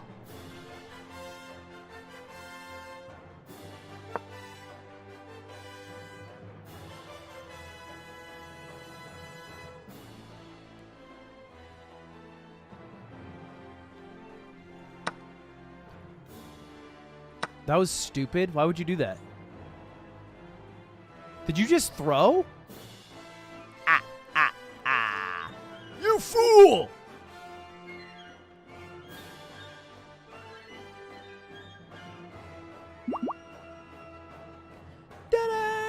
Can't go here. Can't go there. Can't go there. Can't go here. Can't go there. Can't go here. This knight is fucked. Say goodbye to your knight, my little child.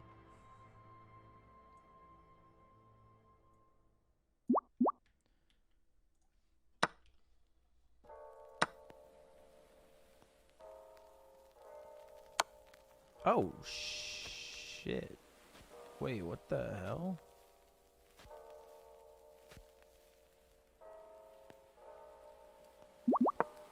Wait, that was stupid. Because now we can go here. Stop pinging me!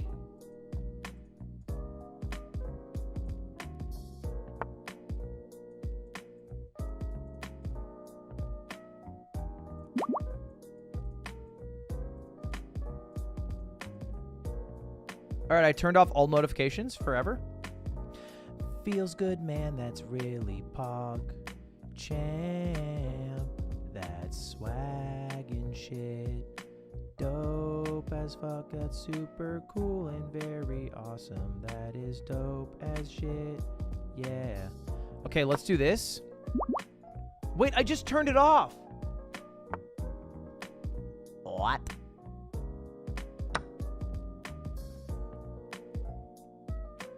Okay, we can check here. No, we can't. Why did I say that?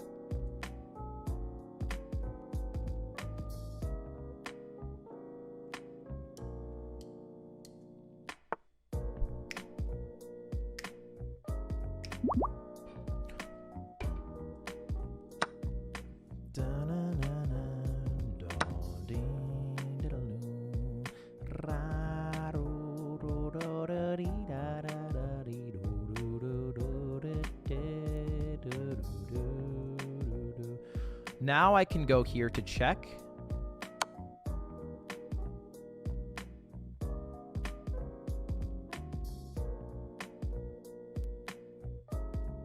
Wait, why are you guys question marking?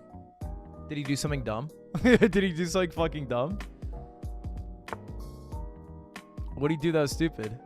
That fucking idiot. That fucking idiot, huh?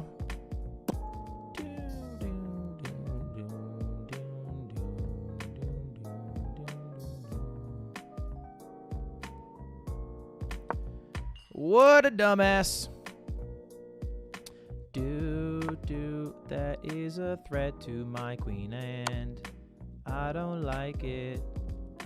That is a threat to my queen and I don't like when you threaten my dame. She is real cute and swag. You pinned yourself. Now you've done it.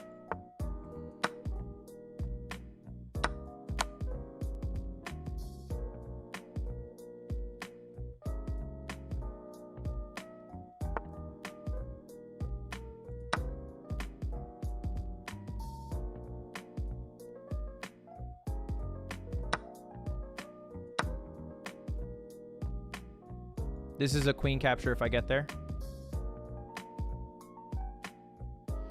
GG! Dude, that was easy.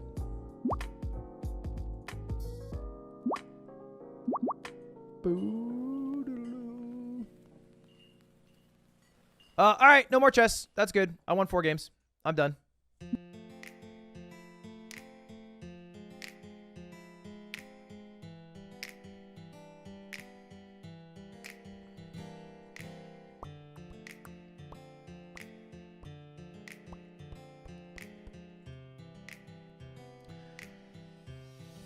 Check analysis? No, I don't think I will. I think I fucked up literally nothing.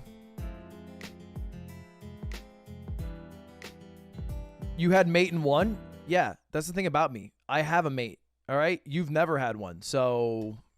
Sorry, that was hurtful. Oh!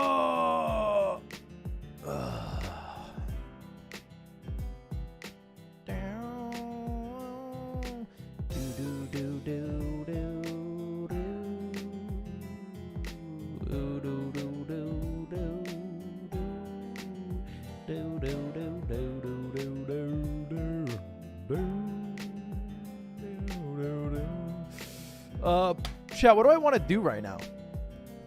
Hollow Knight? No, because I would do Hollow Knight, but I have to go to Valkyrie's birthday party celebrations. So I don't want to boot up Hollow Knight for 10 seconds. We'll do a 24-hour Hollow Knight stream at some point this month. I'm confident on that fact. It just won't be today. Chat, did I tell you guys that I'm leaving? Do you guys know about this?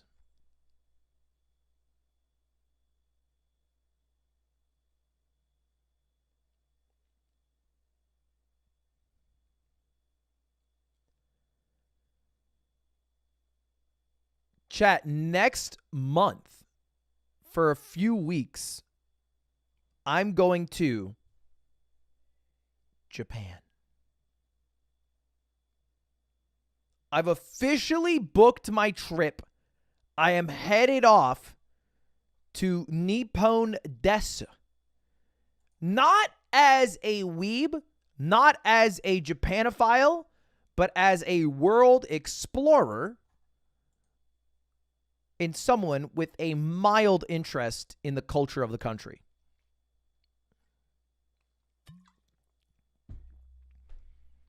Atatakimasu!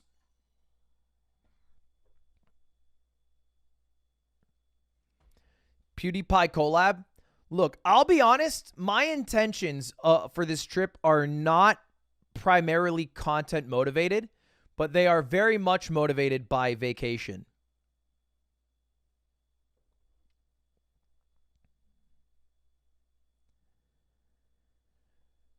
Because, like, if you don't know, when I graduated from Arizona State University, the one job that I applied for before any other was to be in the JET program. If you don't know, the JET program is basically like English teachers living in Japan. And I, as someone with an English degree, thought that'd be tight as fuck. And so the moment I applied, I just dove headfirst into like research about Japan. And I've always liked it since I was like a kid and shit. But this was like my raison d'etre. All right? This was like what I was going to do. I had fully placed my reality into this version where I would be living in Japan teaching English. Then I got fucking rejected. And ever since that moment, I wanted to visit Japan. But there was one problem. I was broke as fuck. Kind of an issue. Kind of an issue when you think about it. A little bit broke, couldn't afford to go. I eventually got enough money to go November 2019. And I had planned a trip for February of 2020.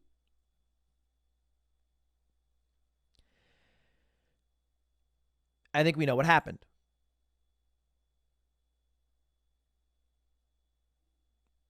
And now, 3 years later, I'm finally going. 3 years later, I'm making the trip. This February, I'm going to Japan. I don't know exactly what I'm going to do yet. My rough schedule is kind of still forming. I'm going to stream still. Not because I'm contractually obligated by YouTube, who pays all of my bills, but because I really love you guys. And that's why I'm going to stream. But I will probably still stream on a desktop sporadically. I will bring an IRL backpack. I don't expect... Here's what I expect to do, right? Here's my guess of what will happen. I'm going to have like 2 cool things planned in Japan. One will be on my stream. And then one cool thing will probably be on Connor's stream, right? So that'll be like a couple of things. I'll probably do various desktop streams for like 1 to 2 hours at a time with occasional mogul mails. And if there's a hankering for it, I secured access to a moped for the trip. And I think it'd be kind of fun to do IRL streams on the moped, talking to chat while riding around different parts of Tokyo, Japan. So I'll probably try to do a few moped streams. I'll probably try to do a few desktop streams. And I'll definitely do a couple of cooler streams altogether. Yeah, I can't be reading chat while driving, but I can just monologue and then drive around. No Vespa? I mean, let's not get greedy. I got myself a damn moped. That's good enough. Will the streams be NA time zone? So I believe the only way to stream NA time zone is to wake up at 8 a.m. Japan local time. And then that's equivalent to about like 6 p.m. American time, which is usually when I stream. So I do think like the hours of 8 to noon will probably be when I stream, whether it's riding around my moped or whether it's doing a desktop stream. And then I'll go fuck off and enjoy my day because it'll be like midnight, 2, 3, 4 a.m. for you guys. It does mean Europeans are shit out of luck because there's no real way to do streams for Europeans and NA audience. And I prioritize NA audience. Sorry to European frogs. I feel bad, but the VODs will still be up. There might be 1 or 2. Who knows? The Yard Boys are coming, and we're going to record 2 episodes with the Yard guys. Yes. Cutie's also coming. I hope. I really hope. She's terrified of getting on the plane. But if Cutie comes, I mean, I don't think we'll stream much. I think we're just going to hang out, go to Ryokan, get crazy. My trip's kind of broken up like this. The first week, we have to do some yard work, and I'm going to settle in, and I'm probably going to do some general streaming. And then the next 3 days, I think I'm going to go skiing in Hokkaido, and then there's like a snow festival for the first 2 weeks of February, and I kind of want to see that. And then the next week, Cutie comes, and I'm going to hang out with Cutie the whole time. And then the final week, I'm just going to hang out with Connor, dog voice actor. Hassan, The thing about it is I've been talking about this Japan trip. You guys know I've been talking about Japan for like 2, 3. How long have I been talking about Japan? I've been talking about Japan for too fucking long. In my general strategy to actually make a Japan trip happen has been tell every single person who I know that I'm going to Japan February 2023. I've told like every human I know. What I didn't expect is every time I tell a human that, they reply, well, hey, I want to go to Japan with you. And I was like, oh. And so there's a group of people who also want to come who will probably hang out with, but it'll be more sporadic. I think Hassan wants to go. I think Atriok wants to go. Will Neff might go. You ruined Cutie's chat. If anyone is going to Cutie's chat and being annoying, stop doing that. You're socially inept. Do a little less typing today. Let the fingers rest and absorb the world around you and ponder for a moment if you are a positive force in that world. Or perhaps you are more of a hindrance. That could be true.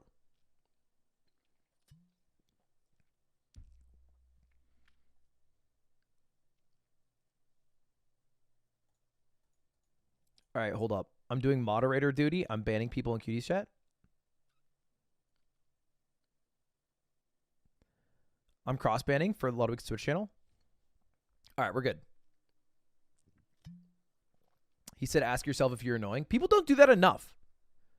I feel like it's a worthwhile question. I mean, I ask myself it all the time. I don't mind being annoying on here because I'm in, my fucking house. But IRL.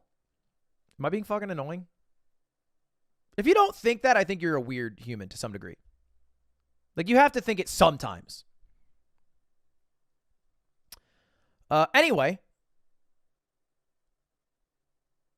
That's the game plan.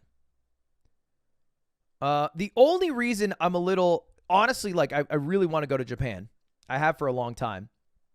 I'm, like, in a way, crazy to say, dreading the trip. I'm dreading it. Not because, like, I won't have a good time. Not because I'm not excited to experience a country I've never gone to before. But there's a lot of great things that we have going on over the past year. Right? Like, we're on kind of a hot streak. We had, like, chess boxing. We had the Smash event. We had the sushi stream with Connor. We had the box stream. I love... And some people hate this, but I love how mundane and routine life is. I love that shit. I love waking up at 9:45, getting my ass to the gym, sitting at my computer, showering, eating the same shit every single day. I love it. I could spend the next 60 years of my life doing the same thing every fucking day, dying, and I'd regret nothing. So when something breaks that routine, it's like kind of stressful. It's kind of annoying. It can be also exhausting, Like, I don't get to do my routine. Now I do, like obviously I understand how this sounds. Like, I do also get to experience Japan. That's fucking great. But, like, I will be sad to not hang out with Cutie every night. I will be sad to not go stream in front of you guys every night. And I feel like you lose momentum in those aspects of life that have to be rebuilt, which is like that'll be a pain when March comes around. It's a lot of stress is all I'm trying to say. So anyway, I'm just posturing now because we're still like a ways away from February. We're like a good month out, but I'm posturing to prepare you all for February. We have a lot of cool things planned this year as Mr. Streamer, I can tell you. And I'm going to try to make sure there's a couple cool things that happen in Japan. But just be prepared. It won't be, normal days. When are you guys announcing the Valorant tournament? I think the video is either done tomorrow or maybe tonight. But at tomorrow, the latest, we're going to announce that. Actually, let me check right now.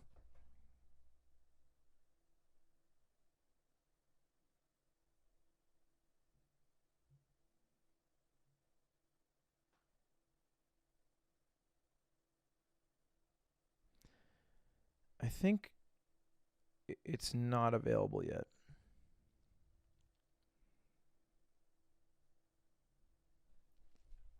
It'll be available tomorrow. Anyway, that's the game plan. That's the game plan. Who are you going with? I'm going by my own self, but then during the course of the trip, there's people who like I love in my life, like Cutie who will come, Atriok who will come, Hassan who will come, who I'll hang out with. You should rest up a bit and enjoy Japan. I think I'm going for enough days that will guaranteed happen. But I actually really enjoy the idea of getting up and doing like a moped stream and exploring the city and streaming it. I think that's kind of fun.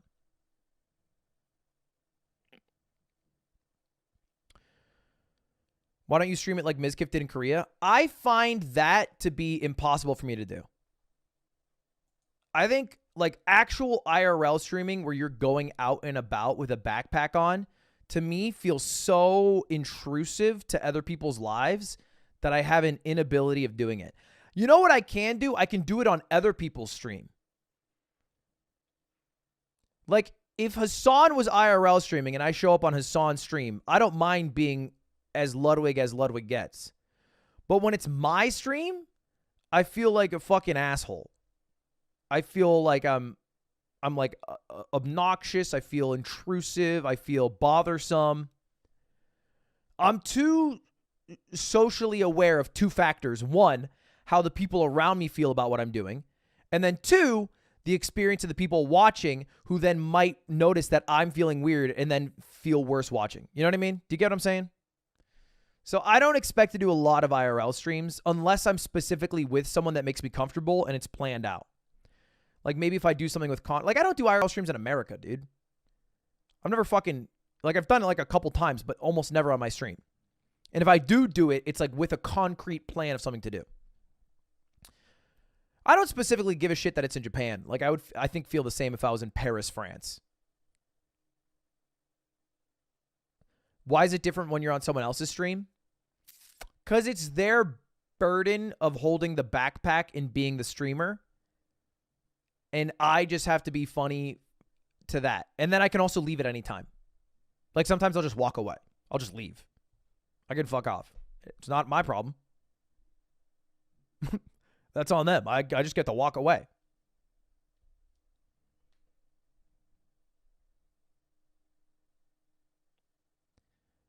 What are your thoughts on stream snipers? I've never really been stream sniped.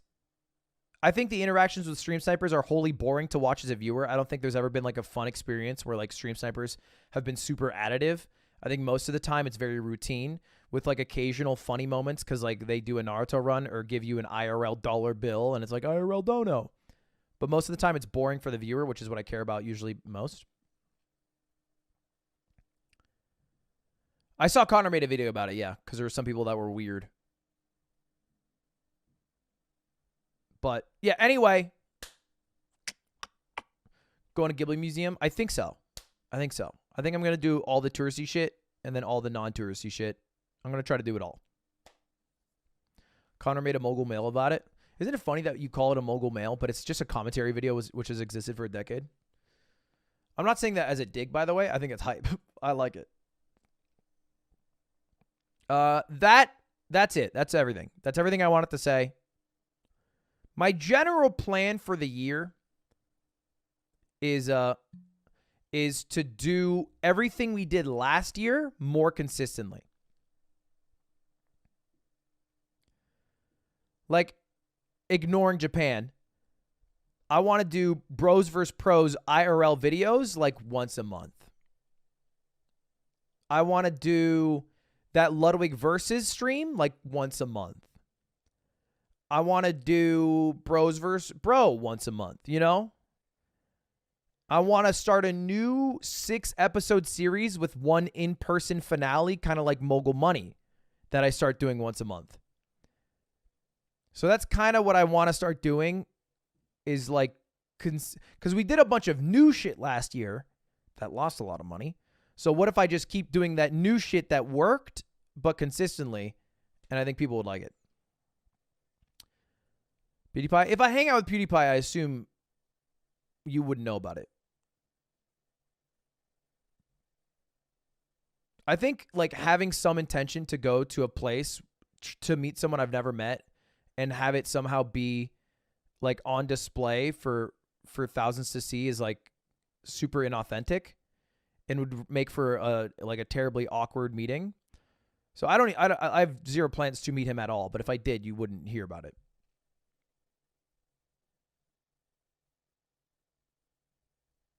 Chad has a weird obsession with PewDiePie. I think it's a pretty sound obsession.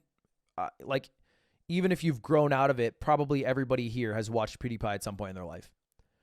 Or at least been aware of what PewDiePie's done. He was like the biggest YouTuber for a decade. So, I get it. I'm just explaining.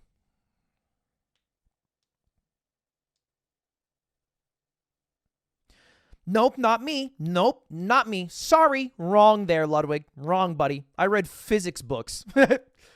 Nope. Yeah. What I do? Get bitches. Mainly get bitches, like a lot of bitches, and not watch PewDiePie. Because then when would I be getting my bitches? Because I get so many. So, wrong again. Okay, my bad. My bad. You caught me. Caught me with my pants down. That's my bad.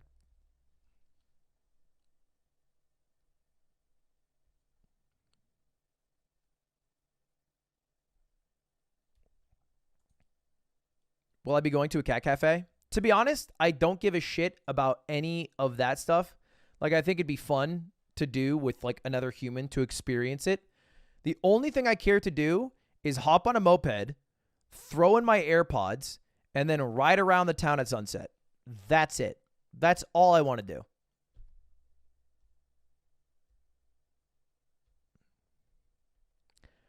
No, I don't care for no cat-made fucking horse cafe. I'll just go to a cafe that has good coffee. That's what I actually care about. Like, I understand that. I feel like there's so many things in Japan that are novel for the sake of being novel with no substance behind them. You know what I mean? Like, do you think a motherfucker who's born and raised in Japan is like, yeah, so pretty much every day I get up, I go to the gym. I have work at like 10, so like 9, I'll go to the cat cafe every single day. Their coffee's like a 3 out of 10, but I get to see a cat. Like, no, if you like a cat that much, you're just going to get a cat. The sushi train novelty's fun. I've been to sushi trains in LA. It is kind of fun to do on a one-off, but usually it's overall worse sushi. But Connor has assured me that sushi trains in Japan are higher quality. Basically, their C tier is equivalent to our A tier.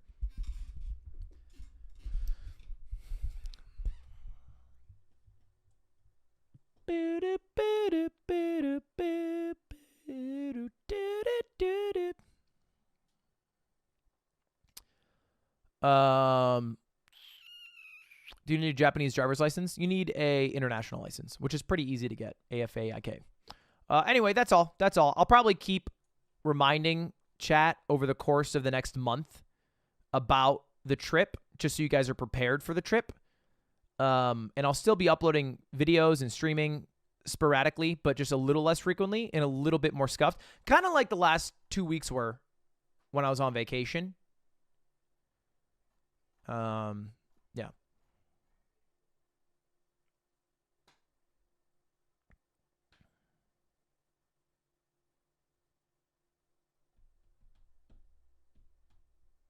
I don't think I'll vlog. I'm not a good vlogger. I also feel like, do you really need another white dude to go to Japan, go to some fucking maid cafe in a capsule hotel, say Sugoi, and then end? Like, do you need that? Is that really good content? Really? It's happened 300 times from 300 different creators.